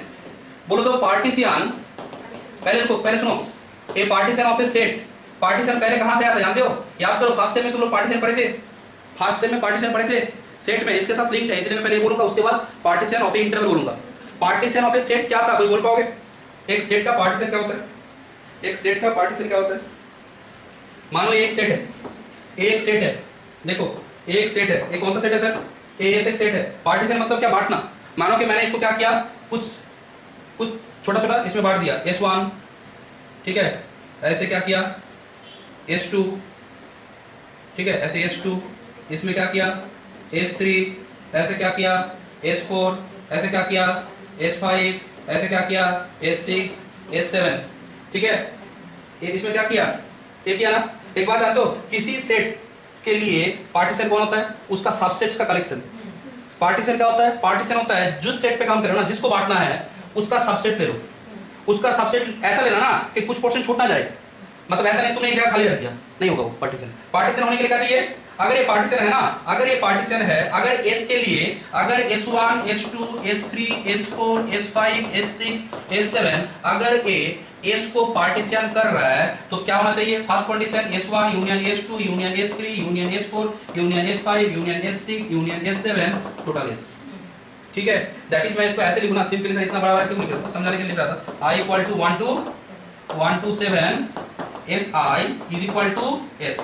माने सिंपल सा बात है, किसी सेट का पार्टीशन जब तुम कर रहे हो ना, जो पार्टीशन किया ना उसको इकट्ठा करने से पूरा S आना चाहिए, यूनियन करने से S आना चाहिए। दूसरा बात क्या है, दूसरा बात है SI intersection SJ is equal to 5, माने they are pairwise disjoint for I not equal to J where IJ belongs to क्या 1 2 से लेके 7। मतलब कोई भी दो सेट अगर तुम ले रहे हो, जो पार्टीशन कर रहा है उसमें से तुम कोई भी क्या कर रहे हो, कोई भी दो सेट अगर उठा रहे हो ना तो उसमें कॉमन एलिमेंट एक भी नहीं होगा, that means they are pairwise disjoint. अच्छा, दे आर पेयरवाइज डिस्जॉइंट, इसी चीज को हम लोग यहां पे जनरलाइज करेंगे, इसी चीज को हम लोग क्या करेंगे यहां पे जनरलाइज करेंगे, पार्टीशन ऑफ सेट को हम लोग यहां पे जनरलाइज करेंगे, ठीक है। क्या लिख रहे हो, पार्टीशन ऑफ ए सेट पे, partition of a set let S be a non-empty set, let S be a non-empty set, let S be a non-empty set, a family of non-empty, let S be a non-empty set, a family of non-empty subset, क्या S alpha such that क्या alpha belongs to index set, lambda being, ये क्या है जानते हो, index set का मतलब जानते हो, इंडेक्स सेट क्या होता है, इंडेक्स सेट जस्ट एक नंबरिंग करने के लिए यूज होता है। लैम्डा क्या है, लैम्डा बीइंग इंडेक्स सेट, ऐसे लिखना, lambda being a index set. तो इंडेक्स सेट ना बहुत बार आता है, इंडेक्स सेट मैथमेटिक्स में सब बहुत जगह आता है। इंडेक्स सेट क्या है, इंडेक्स सेट है तुम्हारा, मानो एक सेट है, इंडेक्स सेट को ऐसे लिखा मैंने लिखा कि -1 0 1, इसका मतलब क्या जानते हो, अगर इंडेक्स सेट में 3 मेंबर है ना तो इसका मतलब है अगर सेट को तुम लिख रहे हो S1 S2 तो सेट होगा S1 S2 S3। Index set क्या करते बोलो तो उसके मेंबर को सफिक्स में रखो, सेट बनेगा, माने सेट को नंबरिंग करने के लिए यूज होता है इंडेक्स सेट। कोई बोला सर एक बात, अगर मेरा इंडेक्स सेट में सिर्फ मेंबर है, ऐसा कुछ मेंबर है 1 2 3 से लेके इंफिनिटी, नेचुरल नंबर ना, कोई बोला सर यहां से सेट बनता है, इंडेक्स सेट क्या करता है, इंडेक्स सेट को बनाने में हेल्प करता है, सेट बन गया, इंडेक्स सेट से सेट बन गया। तो कोई बोला सर मेरा ऐसा हो, मैंने क्या बोला कि मेरा है एंड सो ऑन -3 -2 -1 0 1 2 3। सर अब इंडेक्स सेट क्या होगा, इंडेक्स सेट होगा तुम्हारा and so on S-3 S-2, क्या हो रहा है, सेट बनाने के लिए हेल्प कर रहा है ना। मैं सर सिंपल बात है, मुझे जब एक कलेक्शन ऑफ सेट लेना है ना तो इंडेक्स सेट को हेल्प कर देता है। बार बार कितना लिखे मैं, मुझे लिखना है S1 से लेकर 100 सेट लिखना है, S1 S2 से लेके 100 सेट लिखना है, तो 100 सेट में ऐसे क्यों लिखूं, उससे अच्छा मैं क्या कर लूं, मैं बोल दूं कि मेरा लैम्डा क्या है 1 से लेके 100 और मेरा जो सेट है ना वो क्या है S अल्फा, जहां पे अल्फा कहां से आ रहा है, इंडेक्स सेट से, ठीक है। अब एक बात होता है जानते हो, मैक्सिमम स्टूडेंट मैंने क्या देखा है, इंडेक्स सेट को क्या सोचता है ऐसे 1 2 3 से जाएगा, नहीं, इंडेक्स सेट फ्रैक्शन में भी हो सकता है, इंडेक्स सेट फ्रैक्शन में भी हो सकता है। मतलब इंडेक्स सेट ऐसा हो सकता है कि मानो कि तुम्हारा इंडेक्स सेट क्या है, इंडेक्स सेट तुम्हारा Q है, set of all rational numbers. अब यहां पे क्या होगा, सेट जानते हो, सेट तुम्हारा S2/3 आ सकता है, S तुम्हारा क्या आ सकता है 5/7 आ सकता है, S तुम्हारा 0.3 आ सकता है, क्लियर हुआ बात। तो इंडेक्स सेट हो सकता है। मैं तुमको एक बात और बोलूं, इंडेक्स सेट पूरा R भी हो सकता है, या तो इंडेक्स सेट क्या होगा -1 से लेके, या फिर एक इंटरवल ले लेते हैं 0 से लेके 1, इसका मतलब क्या होगा इसमें, या फिर 0 से लेके क्या कर दो 0 से लेके 5 कर दो, इसका मतलब अब जो सेट होगा ना S2 S3 S1/3 S√2 S√3, समझ पा रहे हो, माने यहाँ पे मेंबर आएगा वो बैठेगा तो सेट बनेगा, बहुत सारा सेट होगा, मैं तो लिख नहीं पा रहा। इसमें कितना एलिमेंट है, एक इंटरवल में कितना एलिमेंट होता है, अनकाउंटेबली इनफाइनाइट। हम लोग रियल में पढ़े थे कि the interval is a uncountable set ना, तो the interval is uncountable set, तो ये भी हो सकता है, यहाँ पे ये भी हो सकता है।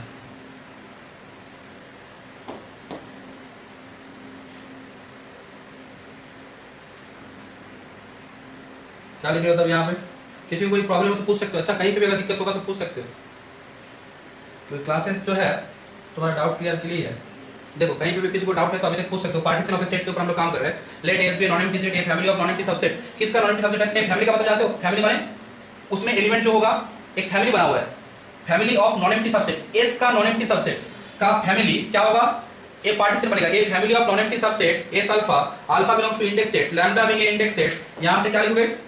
Index set is said to be partition, is said to be partition of S.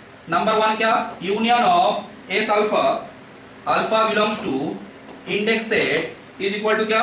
पूरा एस इज इक्वल टू क्या होगा? पूरा एस। नंबर 2 क्या? नंबर 2 क्या? के and S alpha and S alpha intersection क्या? S beta is equal to क्या? 5 for क्या? For alpha beta belongs to index set and alpha not equal to क्या? Beta. Alpha not equal to क्या? Alpha not equal to beta, alpha not equal to beta. ठीक है, तो ये partition है, partition of a set. अब हम लोग जो काम करेंगे ना, रायमान इंटीग्रेशन में हम लोग क्या काम करेंगे? रायमान इंटीग्रेशन में हम लोग क्या काम करेंगे? हम लोग परफॉर्म करेंगे, हम लोग इंटीग्रेशन परफॉर्म कहाँ पे करेंगे? हम लोग इंटीग्रेशन परफॉर्म करेंगे एक क्लोज एंड बाउंडेड इंटरवल में ना। हम लोग इंटीग्रेशन परफॉर्म कहाँ करेंगे? एक क्लोज एंड बाउंडेड इंटरवल में। ठीक है, तो चलो इसको यही करते हैं। मानो कि ये मेरा इंटरवल है। कौन सा इंटरवल सर? ये मेरा इंटरवल है ए और ये मेरा क्या है? बी। रियल लाइन जानते हो? रियल लाइन वन डायमेंशन है ना। रियल लाइन क्या होता है sir? One dimension. One dimension का मतलब क्या है? यहाँ पे लाइन के अंदर ही काम करना है ना, लाइन के अंदर ही काम करना है। अच्छा मानो देखो, मैंने बोला कि एक फैमिली है, एक फैमिली है। मानो कि उस फैमिली में 3 तो क्या है, जो मानो कि तुम्हारा जो दादाजी है, अब मानो कि तुम्हारा जो पिता है वो क्या है, उसको 3 भाई है, तो अब उसको 3 जन को जमीन को बांटना पड़ेगा। अच्छा अब देखो जमीन नहीं है, मानो कि कोई एक चेन है, गोल्ड का कोई एक चेन है, अब एक ही चेन है, तो उसमें क्या कर सकते हो? बीच बीच में कट करके ले लो, उसको कट करके ले सकते हो ना। अगर जमीन का बात नहीं हो रहा है तो यहाँ पे क्या होगा? ये अगर कोई चेन है तो उसको हम लोग बीच बीच में क्या कर लेंगे? कट कर लेंगे। हालांकि सेम लेना चाहिए, बट मानो कि कोई किसी लड़के के ऊपर अगर उसको ज्यादा ये है फैसिनेशन है, तो ऐसा हो सकता है ना कभी उसको ज्यादा दे दिया, उसके बाद तो झमेला होता है। बट यहाँ पे मैथमेटिक्स में ऐसा बात नहीं है कि सबका सेम लेना पड़ेगा। हम लोग यहाँ पे देख सकते हैं कुछ भी ले सकते हैं। ठीक है, तो हम लोग पार्टीशन कहाँ पे करेंगे? हम लोग पार्टीशन सेट पे तो करेंगे, बट ये सेट असल में स्पेशली क्या बनेगा? ये सेट असल में स्पेशली क्या बनेगा? The set is now A closed and bounded interval. अभी हम लोग जो पार्टीशन कर रहे थे ना, एक सेट का कर रहे थे, मैं बार बार बोल रहा हूं, पार्टीशन रायमान इंटीग्रेशन का पार्ट तो है, बट पार्टीशन मैथमेटिक्स में फर्स्ट आया था पार्टीशन ऑफ ए सेट। उसके साथ पार्टीशन अब हम लोग किसका करेंगे? वो सेट अब क्या है? बोलो, वो सेट अब क्या बन चुका है? वो सेट बन चुका है closed and bounded interval, closed and bounded interval. तो हेडिंग क्या होगा? Partition of closed and bounded interval. यहां पे क्या बात है? क्या लिख रहे हो? पार्टीशन ऑफ ए क्या? Partition of a set. Partition of a set तो बोला है ना, पार्टीशन ऑफ ए सेट तो बोले ना, तो क्या बात होगा? Partition of close interval A B. Partition of क्या? क्लोज इंटरवल ए बी। हाँ, पार्टीशन ऑफ क्या? क्लोज इंटरवल ए बी। यहाँ पे क्या होगा? Partition of close interval A B क्या होगा? लिखना, let this be a closed and bounded, let this be a closed and bounded interval। मैंने कोई भी एक क्या लिया? closed and bounded interval ले लिया।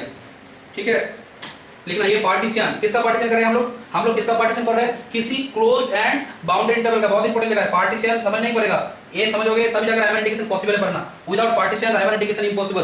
पार्टीशन किसका कर रहे हैं? क्लोज इंटरवल ए बी का, close and bounded interval A B का। कोई बोल सकता है आप क्लोज एंड बाउंडेड इंटरवल का पार्टीशन क्यों कर रहे हो? इसलिए कर रहा हूं ताकि रायमान इंटीग्रेशन हम लोग जो परफॉर्म करते हैं ना, वो परफॉर्म कहां पे करते हैं? क्लोज एंड बाउंडेड इंटरवल पे। तो इसका पार्टीशन समझना पड़ेगा, क्योंकि पार्टीशन से ही हम लोग रायमान इंटीग्रेशन में काम करते हैं। Let this be a close and bounded interval. ठीक है, ए पार्टीशन किसका partition? A partition of closed and bounded interval AB is a क्या? is a finite set, is a finite set, is a क्या? is a finite set, is a finite set। let this be a closed and bounded interval, a partition this is a finite set, is a sorry finite set का एक खत्म नहीं हुआ है, is a finite set। Finite set क्या है देखना, finite set P, P क्या? x0, x1, x2 लिखो, मैं समझा रहा हूँ, xn बोलोगे यहाँ पे कितना पॉइंट है, यहाँ पे कितना पॉइंट है, n प्लस 1 पॉइंट है ना, यहाँ पे कितना पॉइंट है सर, n प्लस 1 पॉइंट है। ये किसका पॉइंट्स है, of points in close interval A b, close and boundary interval A b. किस हिसाब से देखो, सच दैट रेस्ट्रिक्शन देखो, जो पॉइंट है ना वो ऑर्डर में होना पड़ेगा, मतलब a not, sorry a not नहीं, क्या a इज इक्वल टू क्या, जो पहला वाला है a इज इक्वल टू क्या होना पड़ेगा, x नॉट लेस देन क्या x1 लेस देन क्या x2 एंड सो ऑन क्या xn इज इक्वल टू क्या b, ठीक है, and so on is equal to क्या b। अब देखो तो यहाँ पे मैंने सिंपल सा बात, अगर मैं इसको पिक्चर में देखूं, अगर मैं इसको पिक्चर में देखूं, उस साइड में पिक्चर ड्रॉ करते हैं। अच्छा, अगर मैं इसको पिक्चर में देखूं तो क्या होगा, माने ये जो इंटरवल है, मानो ये मैंने क्या किया, ये मैंने इंटरवल किया। अच्छा, ये मेरा कौन सा इंटरवल है, ये मेरा क्लोज एंड बाउंड्री इंटरवल ये भी है। अच्छा, ये ए और ये क्या है b, this is close and boundary interval. Close and boundary interval क्या, ए और क्या B.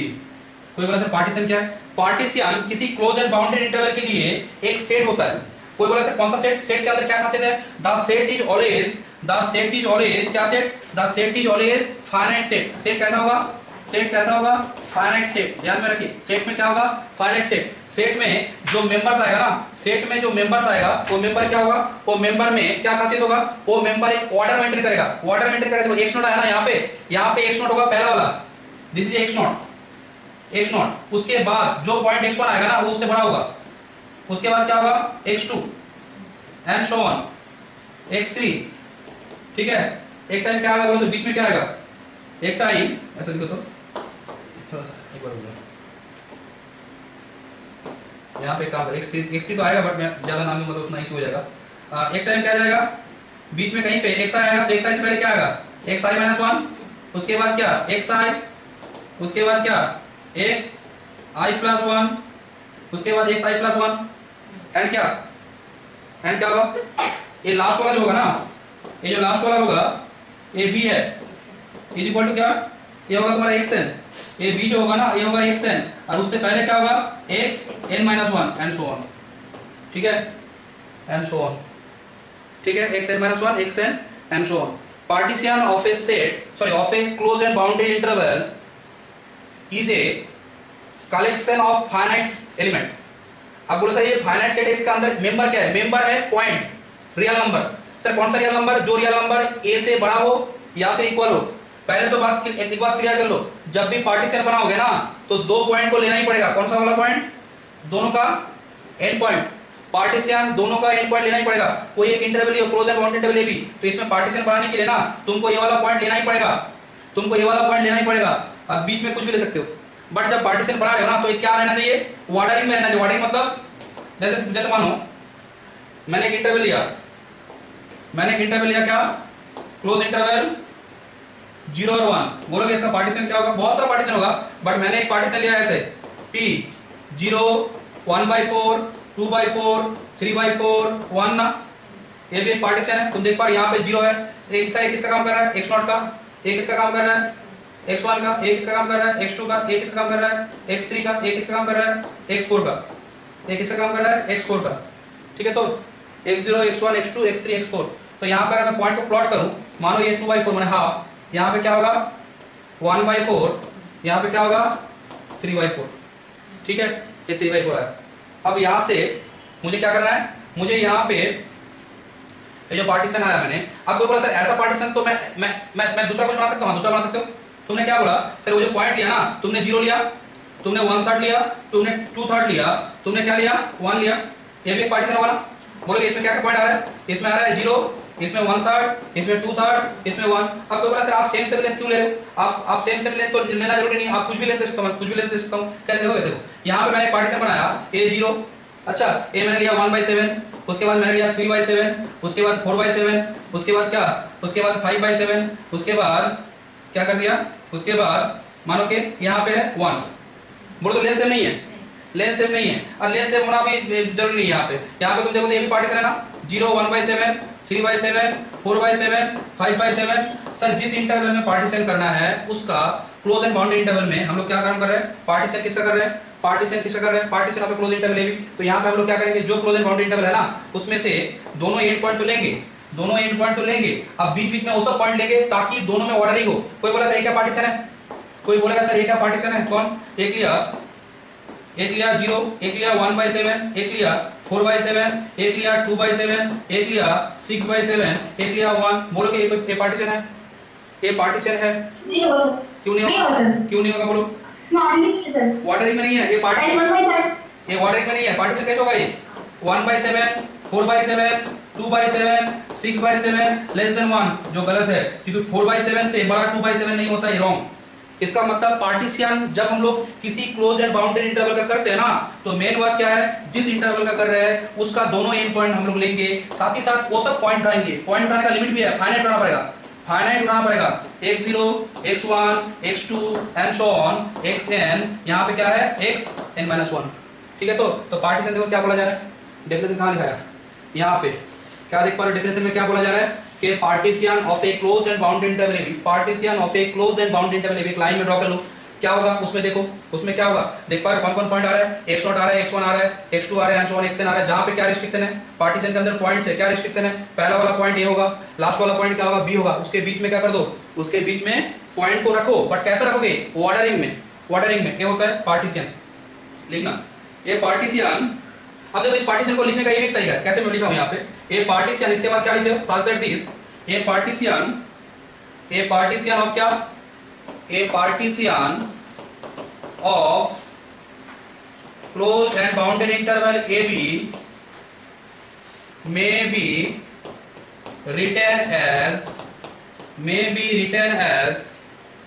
P is equal to क्या, A is equal to x0, x1, x2 and so on xn is equal to B। माने क्या बोलो, तो जो point हम लोग देखो क्या किए थे, पहले पॉइंट लिख दिए, कभी-कभी क्या होता है बोलो, कभी-कभी कोई सोचता है कि सर सेट में तो एलिमेंट दिखता है, बट आप सेट में इनइक्वालिटी यूज कर सकते हैं, ये एक नोटिशन है। हम लोग क्या बोले कि सेट के अंदर जो देखो नॉर्मली हम लोग क्या करते हैं, हम लोग जब एक सेट लिखते हैं, ऐसे मानो कि A E I O U या फिर कोई लिखे 2 5 6 7, तो हम लोग सेट में जो एलिमेंट लिख देते हैं, बट थोड़ी ऐसा करते हैं कि लेस देन इक्वल ऐसे लिखते हैं, सेट के अंदर नहीं लिखते ना, बट पार्टीशन में हम लोग लिख सकते हैं, कोई इशू नहीं है, कोई कैरेक्टर लिखता है, कोई कैरेक्टर नहीं लिखता है। कोई कैरेक्टर क्या बोलता है कि मैंने जब ऐसे लिख दिया ना, मैंने जब एक पार्टीशन ऐसे लिख दिया, पॉइंट को ऐसे लिख दिया, तो इसका मतलब क्या समझा जाए, वो ऑर्डरिंग में है। जैसे मैंने बोला कि मेरा एक पार्टीशन है x0, x1, x2, x3, तो कोई बोला सर ये अगर पार्टीशन है, एक किसका पार्टीशन है, मैंने बोला क्लोज इंटरवल ए का पार्टीशन है, ऐसे भी लिख सकते हो। इसका मतलब क्या है, इसका मतलब है x0 a is equal to x0 less than क्या x1 लेस देन क्या x2 लेस देन क्या x3 is equal to b, ये पार्टीशन है। अब कोई बोला सर अगर ऐसा काम हो कि मेरा जो पार्टीशन p है, अगर क्या हो कि मैं अगर ऐसे लिखूं तो कैसे होगा, मैं कैसे लिखोगे, तो बोला सर मैं पार्टीशन कैसे लिखूंगा, कैसे, x0 यहां पे लिख दिया क्या, a is equal to x0 less than x1 less than x2 less then x3, कोई इशू नहीं है, ऐसे भी लिख सकते हैं। ठीक है, लैंग्वेज है, अच्छा लिखने का टेक्निक है। पार्टीशन के लिए हम लोग ऐसा कभी लिखते हैं, तो वही बात मैंने लिखा है, क्या लिखा है, a partition of close interval A B may be written as in that form, may be written as क्या, इन दैट फॉर्म। नेक्स्ट लिखना एग्जांपल, एग्जांपल क्या एग्जांपल होगा, नंबर वन एग्जांपल क्या ले रहे हो कि p क्या है, p पार्टीशन है, किसके साथ क्या पार्टीशन है, देखो तो ये मैं लिख सकता हूं 0 1/5 1/4, देखो तो ये वैल्यू बढ़ रहा है ना, 1/5 से ज्यादा 1/4 होता है ना, 1/3 1/2 एंड 1, ये सब वैल्यू बढ़ रहा है। बोल सकता हूं ना किसका पार्टीशन होगा, बोलो तो ये पार्टीशन किसका पार्टीशन होगा, स्टार्टिंग का एंडिंग पॉइंट देखो ना, ये पार्टीशन ऑफ क्लोज इंटरवल 0 1, ये पार्टीशन ऑफ क्या, ये partition of close interval 0 1, this is partition of क्या, क्लोज इंटरवल 0 1। कोई बोला सर हम लोग जो 0 1 इंटरवल को पार्टीशन कर रहे हैं, हम लोग जो 0 1 इंटरवल को पार्टीशन कर रहे हैं, यहां पे समझ पा रहे हो, ये 0 है और ये क्या है, ये 1 है, तो 1/5 1/5 1/5 1/4 1/3 1/2 एंड 1, ऐसे पार्टीशन किया ना। अगर कोई बोल सकता है मैं अगर ऐसा काम करूं तो कैसा होगा, क्या किया हो, वो क्या बोले सर 1/n, उसके बाद क्या 2/n 3/n, एक टाइम में क्या आएगा 1, क्या होगा 1 माने क्या n/n ना, और उससे पहले क्या होगा n-1/n ना, n-1/n, तो मैं ये भी कर सकता हूं। कोई बोलोगे ये जो पार्टीशन है ना, ये सब देखो 1/n लेंथ का है, बट यहां पे देखो लेंथ ठीक नहीं है, क्योंकि पहले वाला का लेंथ कितना है 1/5 - 0 1/5, उसके बाद वाला का क्या है 1/4 - 1/5 25 - 4 1/20, चेंज हो रहा है ना। इसमें देखो इसका लेंथ कितना है 1 - हाफ, क्या आ रहा है हाफ, यहाँ पे क्या हो रहा है 1/2, हालांकि तुम देख पा रहे हो सबसे बड़ा लेंथ ये वाला है, सबसे बड़ा लेंथ ये वाला है। हम लोग धीरे धीरे देखेंगे कि इसको बोलते हैं पार्टीशन का नॉर्म। जितना सारा देखो तो पार्टीशन क्या करता है, टोटल इंटरवल को सब इंटरवल में बांट देता है ना, पार्टीशन क्या कर रहा है, टोटल इंटरवल को सब इंटरवल में बांट रहा है। कोई वैसे जो सब इंटरवल है उसका लेंथ का सेम हो सकता है, हो सकता है। जब कोई चीज बांट रहा है वो सेम भी बांट सकता है, या फिर कुछ डिफरेंट पार्ट में बांट सकता है। कुछ में सेम है, कुछ में अलग अलग है, कुछ का लेंथ बहुत ज्यादा है। मैंने एक पार्टीशन लिया, मैं कोई बोला सर ए का पार्टीशन है, एक पॉइंट मैंने यहां लिया, मैंने एक पॉइंट x0 ए लिया, a इक्वल टू x0, मैंने एक पॉइंट क्या लिया b इक्वल टू xn, और मैंने एक पार्टीशन में एक पॉइंट जोड़ दिया, सिर्फ क्या किया, ठीक है। तो मैंने यहाँ पे एक पॉइंट x1 जोड़ा और यहाँ पे x2 जोड़ा। कोई बोल सकता है सर ये जो लेंथ है तो बहुत बड़ा है, कोई इशू नहीं है। इसमें सिर्फ क्या चाहिए, यहाँ पे क्या है देखो, तो a equal to x0 less than x1 less than x2 less than क्या, लेस देन xn यहाँ पे क्या है, यहाँ पे 3 कर दो, ये पार्टीशन है, ठीक है। तो ये हो गया। नेक्स्ट क्या लिख रहे हो, वही चीज को थोड़ा सा लिखना है, वही चीज को थोड़ा सा लिखना है। यहाँ पे क्या लिखोगे, नेक्स्ट क्या लिखोगे, नेक्स्ट नंबर 2 क्या, पार्टीशन किसको समझने में दिक्कत होगा तो बोलना, क्योंकि ये अगर समझ लिया ना रायमंड इंडिकेशन में पढ़ा नहीं पाऊंगा। तो without partition Raymond indication impossible. एक जगह पे पार्टीशन आएगा, 0 1/n 2/n 3/n 4/n, हालांकि मुझे यहाँ पे उतना नहीं चाहिए, एंड सो ऑन क्या n - 1/n एंड क्या n/n इक्वल टू 1। ये क्या होगा, this is a partition of, this is a partition of क्या, this is a partition of, this is a partition of close interval 0 1। Number 3 क्या करोगे, number 3 p लिखो, 0 1/7 या फिर काम करो 3/7, उसके बाद हाफ ले लो, क्योंकि 3/7 से हाफ ज्यादा होता है ना, क्योंकि हाफ माने क्या 3.5/7, तो हाफ ज्यादा होगा तो ले सकता हूं मैं। उसके बाद हाफ से ज्यादा ना 5/6 होगा ना 1। बोलो ये क्या है, दिस इज ए पार्टीशन। हर एक टाइम में देख पा रहे हो मैं एक ऑर्डरिंग में ले रहा हूं, ये पार्टीशन ऑफ क्या, क्लोज इंटरवल 0 1। नंबर क्या, नंबर 4 क्या लिख रहे हो, p क्या होगा, p is a plus h, a plus 2h and so on, a plus nh is equal to b। ये क्या है, this is a partition, ये किसका पार्टीशन होगा, partition of close interval, partition of क्या, close interval ab, partition of close interval ab। ये partition of close interval क्या हो गया, ab। अब ये पार्टीशन में ना सबसे इंपॉर्टेंट उसके बाद आता है नॉर्म। पार्टीशन से अगर किसी को कोई प्रॉब्लम है तो पूछ सकते हो, यहां पे अगर किसी को कोई प्रॉब्लम है तो पूछ सकते हो, ये पार्टीशन अगर हम लोगों ने कोई इशू है तो। नेक्स्ट लिखना, नेक्स्ट क्या लिख रहे हो,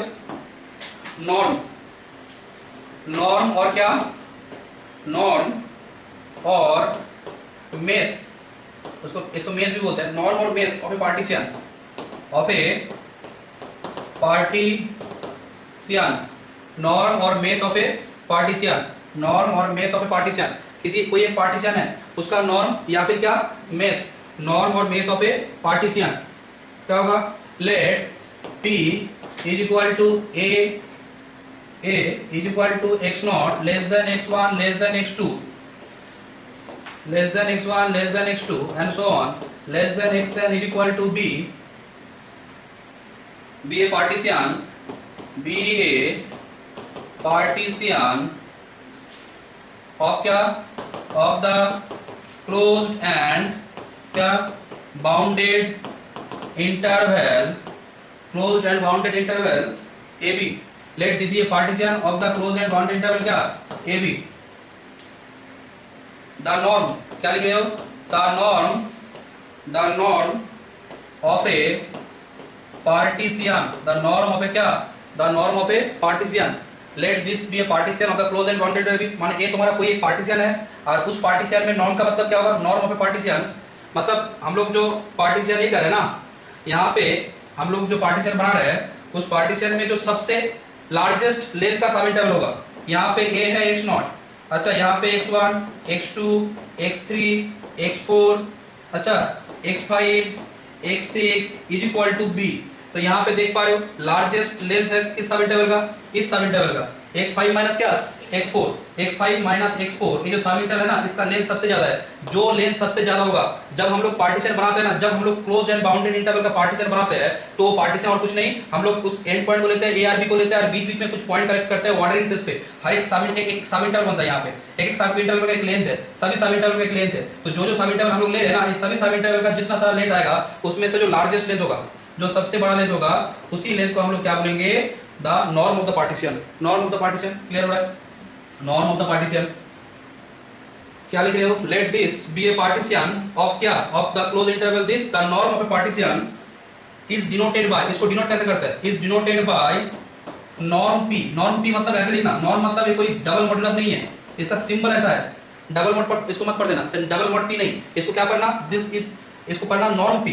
क्या पी, नॉर्म पी। पी क्या है यहाँ पे, पार्टीशन। सर पार्टीशन किसका हो रहा है, पार्टीशन हो रहा है हम लोग का क्लोज्ड एंड बाउंडेड इंटरवल का। तो इस इंटरवल का, क्लोज एंड बाउंडेड इंटरवल का हम लोग जब पार्टीशन करते हैं तो पॉइंट्स को हम लोग कुछ फाइनाइट पॉइंट लेते हैं ऑर्डरिंग सिस पे, जहां पे ए बी को तो लेना ही पड़ेगा, ए को स्टार्टिंग में लेना पड़ेगा, बी को एंडिंग में लेना पड़ेगा, क्योंकि इंटरवल में तो ये स्टार्टिंग पॉइंट है और बी एंडिंग पॉइंट है। तो जब ऑर्डरिंग में लोगे तो ए को पहले रखना पड़ेगा, बी को एंड में रखना पड़ेगा। अब जो सब इंटरवल आया, जो सब, कोई मुझे बोलो तो इसमें जब मैं x1 से लेके ऐसा पॉइंट में कर रहा हूं तो टोटल कितना सब इंटरवल आएगा, बोलो तो टोटल कितना सब इंटरवल। जैसे यहाँ पे मैंने किया a = x0, यहाँ पे x1, यहाँ पे x2, यहाँ पे x3, ऐसे यहाँ पे क्या है xi - 1, xi xi + 1, xi + 1 and so on xn, उससे पहले क्या होगा xn - 1। कोई बोल पाओगे इसमें कितना सब इंटरवल आएगा, इसमें कितना सब इंटरवल आएगा, देखो कौन बोल रहा है, n तो आएगा, हां n तो क्या रिपीट कर, सर रिपीट कर दे, कौन सा वाला, कौन सा वाला रिपीट करे, ये वाला क्या, पार्टीशन ऑफ नॉर्म। ठीक है, तो फिर से बोल दे रहे, नॉर्म ऑफ पार्टीशन क्या है, नॉर्म ऑफ पार्टीशन,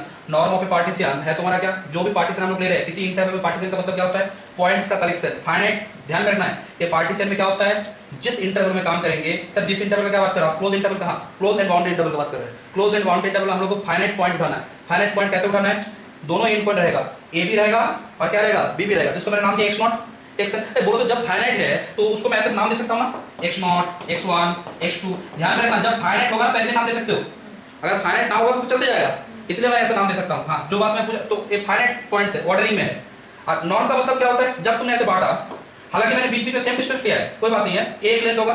बोलो इस सब इंटरवल का लेंथ कितना होगा, पहला वाला सब इंटरवल क्या होगा सर, x1 - x0, इसका एक लेंथ आएगा ना, तो एक रियल नंबर होगा, तो दो रियल नंबर का डिफरेंस क्या होता है, रियल नंबर। और जहां पे सर ये पॉजिटिव रियल नंबर होगा, क्यों, कारण x1 क्या है, x1 स्ट्रिक्टली x0 से बड़ा है, सिमिलरली x2 क्या है, x2 x1 से बड़ा है, तो ये लेंथ क्या होगा, x2 - x1 लेंथ, ये पॉजिटिव होगा। उसके बाद x3 - x1 x2, ये सब लेंथ निकालना। यहां पे क्या आएगा, xi - 1। उसके बाद यहाँ पे क्या होगा, xi + 1 दिस, यहाँ पे क्या होगा xn, यहाँ पे क्या होगा xn माइनस क्या, xn - 1।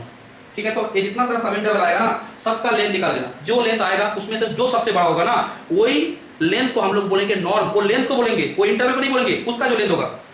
एग्जांपल दे रहे हैं, सबसे अच्छा मैं एग्जांपल दे रहा हूं, this is defined by this, sorry defined, denoted by this, and defined by लिखना, and is defined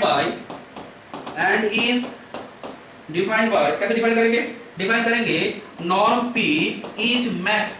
norm p क्या है, मैक्स। किसका max, max of x1 - x0, x2 minus क्या, x1 - x0, x2 - x1, ठीक है, and xn minus क्या, xn - 1। ठीक है, ये नॉर्म p है, नॉर्म p है। नॉर्म p का मतलब क्या है, जो सब इंटरवल है ना, वो सबका क्या करो, वो सबका लेंथ लो, और सबका लेंथ लेके जो मैक्स होगा ना उसको बोलना नॉर्म p, मतलब उस पार्टीशन का वो नॉर्म है, उस पार्टीशन का वो नॉर्म है। देखो मैं एग्जांपल दे रहा हूं, इसको बात ऐसे लिखा तो, नॉर्म p माने क्या, नॉर्म p, इस सिंबल का मीनिंग जानते हो, इस सिंबल का मीनिंग जानते हो, दो तो ऐसे ही करके, इसका मतलब, इसका क्या मतलब होता है, इसका मतलब क्या होता है, इसका मतलब होता है इज डिफाइंड बाय। इसका क्या मतलब होता है, इज डिफाइंड बाय। इसका मतलब होता है इज डिफाइंड बाय। इसका मतलब क्या होता है, is defined by, is defined by. ठीक है, उसको डिफाइन कैसे करेंगे, ठीक है, इज डिफाइंड बाय, तो यहाँ पे क्या लिखे हो, इज डिफाइंड बाय। हाँ, तो norm p is defined by, norm p is defined by, norm p is defined by, norm p is defined by क्या होगा, लिखना norm p is defined by the maximum, language में लिख रहा हूं क्या, the maximum length of the maximum length of the maximum length of the sub interval, the maximum length of the क्या, the maximum length of the sub interval। Norm P को हम लोग कैसे नोट करेंगे? एक काम करो तो इसको लिखे हो ना, उसके बीच में अगर एक जगह मिले ना, कैसे लिखना, तो इस जगह में लिखना क्या, मैक्स, किसका मैक्स, मैक्स किसका ले रहे हैं, सब इंटरवल का ना, ऐसे लिख सकते हैं शॉर्ट में। देखो तो मैथमेटिक्स में शॉर्ट नोटेशन का एक अच्छा मीनिंग होता है, जब भी कोई चीज शॉर्ट में लिख सकते हो ना तो उसको अच्छा माना जाता है। यहाँ पे आर कहाँ वैरी कर रहे हैं, बोलो तो 1 से लेके n तक ना, देखो ना, एक होगा क्या, r1 पुट करो तो क्या होगा, x1 minus x0, x not, r अगर क्या कियो 2 पुट कियो तो x2 माइनस x1। तो यहाँ पे मैंने जब ये लिख दिया ना, इसका मतलब हर एक को लो और ऐसा ऐसा करके आएगा, ठीक है, तो ये मैक्स होगा। ठीक है, एग्जांपल ले रहे, क्लियर हो जाएगा, एग्जांपल ले रहे, क्लियर हो जाएगा। ठीक है, छोड़ देंगे जल्दी। अच्छा, या फिर कराते हैं, ऐसा कोई इशू नहीं, अगर कोई बोलेगा तो जल्दी छोड़ देना तो छोड़ सकते हैं। चलो पहले पढ़ाते हैं, अभी तो चल रहा है। यहाँ पे क्या लिखते हैं, एग्जांपल, एग्जांपल, एग्जांपल, क्या एग्जांपल है, कॉलेज है ना, छोड़ दो, थोड़ा सा 5 मिनट को एग्जांपल दे देते, छोड़ दीजिए। ठीक है, एग्जांपल क्या, नंबर 1, नंबर 1 क्या एग्जांपल ले रहे हो, नंबर 1 लिखो कि मेरे पास मानो कि P मैंने क्या लिया, P मैंने लिया 0 लिया, 1/3 लिया, उसके बाद क्या लिए, उसके बाद हाफ लिए, उसके बाद क्या लिए, उसके बाद 1 लिए। This is a partition of क्या, of close interval 0 1। This is a partition of क्या, close interval 0 1। This is a partition of क्या, क्लोज इंटरवल 0 1। देख पा रहे हो ऑर्डरिंग में मेंटेन कर रहा है। अच्छा, 0 भी है 1 भी है, बीच में जो पॉइंट्स है वो ऑर्डरिंग मेंटेन कर रहा है। मतलब यहाँ पे देख पा रहे हो कि 0 1/3 less than half less than 1 हो रहा है। अच्छा, इक्वल का कोई चांस नहीं है, इक्वल होने का कोई चांस नहीं है, ऐसे ही होना पड़ेगा, स्ट्रिक्टली ऑर्डर मेंटेन करना पड़ेगा। तो this is a partition of क्या, क्लोज इंटरवल 0 1, जहां पे नॉर्म पी क्या होगा, बोलोगे नॉर्म पी क्या होगा, मैक्स, किसका मैक्स, नॉर्म पी क्या हो रहा है, हाफ हो रहा है। कैसे, क्योंकि ये लेंथ क्या है, यहाँ पे सबसे बड़ा है, हाफ होगा। क्या करोगे, 1/3 माइनस 0, हाफ माइनस क्या 1/3, यहाँ पे क्या होगा 1 माइनस हाफ। देखो जो वैल्यू आ रहा है उसमें ही कर लो, क्या आ रहा है, मैक्स ऑफ 1/3 1/6 हाफ, क्या आ रहा है, नॉर्म हाफ आ रहा है, हाफ आ रहा है। अगर पिक्चर से देखना चाहो तो पिक्चर से भी देख लो, पिक्चर से ये तुम्हारा है 0, यहाँ पे 1/3, यहाँ पे 1/3, यहाँ पे हाफ, यहाँ पे 1। ठीक है, तो तुम देख पा रहे हो बेसिक लॉजिक, ये लेंथ हाफ है, ये लेंथ 1/6 है, और ये लेंथ क्या है, ये लेंथ तुम्हारा क्या है 1/3। हाँ हेलो बोलो, हाँ चलो। ठीक है, तो देखो ये तब हो गया, ये मैक्स हाफ आ गया। नंबर 2 बोलो थोड़ा सा, ठीक है, थोड़ा सा देखो, छोड़ देंगे कॉलेज में टाइम देंगे, ऐसा कोई बात नहीं, बहुत सारा क्लासेस का ऑप्शन है, नहीं तो रात में तो क्लास ले नहीं लेंगे। नंबर 2 सिर्फ तुम लोग रेगुलरली प्रैक्टिस करना। नंबर 2 क्या है, क्यू क्या है, क्यू मैंने लिया 0 1/7 4/7 6/7 और 1, ये क्या है, दिस इज ए पार्टीशन, किसका partition, partition of close interval 0 1, partition of क्या, क्लोज इंटरवल 0 1। तो यहाँ से बोलो तो नॉर्म क्यू क्या होगा, यहाँ से नॉर्म क्यू क्या होगा, norm Q max of 1/7 minus 0 3/7, सभी सब इंटरवल ले दो, 4/7 माइनस 3/7 6/7 माइनस 4/7 1 माइनस 6/7 1 माइनस क्या 6/7, क्या आ रहा है, मैक्स ऑफ 1/7 3/7 माइनस, बोलो कोई किया तो बोलो 2/7 1/7, वहां पे क्या आ रहा है 2/7 1/7 2/7 आ रहा है, इसका नॉर्म आ रहा है 2/7, इसका नॉर्म आ रहा है 2/7। एक बात बोलो तो जो पार्टीशन है ये पार्टीशन जब तुम बना रहे हो, मानो कि ये जो एक क्लोज इंटरवल 0 1 था, तुमने इसका पार्टीशन बनाया।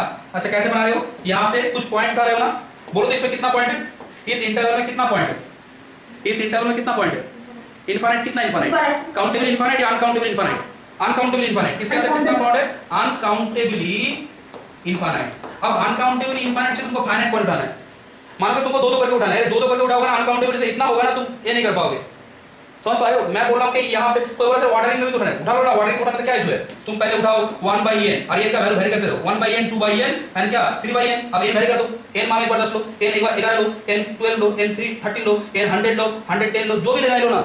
अनकाउंटेबल पॉइंट से तुमको फाइनाइट पॉइंट लेना है, सिर्फ ध्यान में रखना है लेने के टाइम ना, जब ले रहे हो पॉइंट पीछे नहीं मुड़ना, क्योंकि पीछे मुड़ोगे ना वाटरिंग मेंटेन नहीं होगा।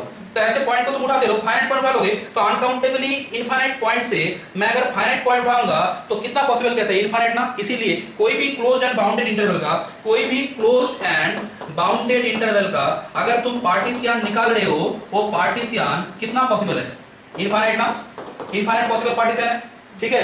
इनफाइनाइट पॉसिबल पार्टीशन को जितना सारा पॉसिबल पार्टीशन है ना, हम लोग उसको डिनोट करते हैं स्क्रिप्ट पी। अच्छा एपी, अच्छा स्क्रिप्ट पी क्या? Close interval AP. इसका मतलब क्या? इसका मतलब क्या समझा है? इसका मतलब this is defined by collection of क्या?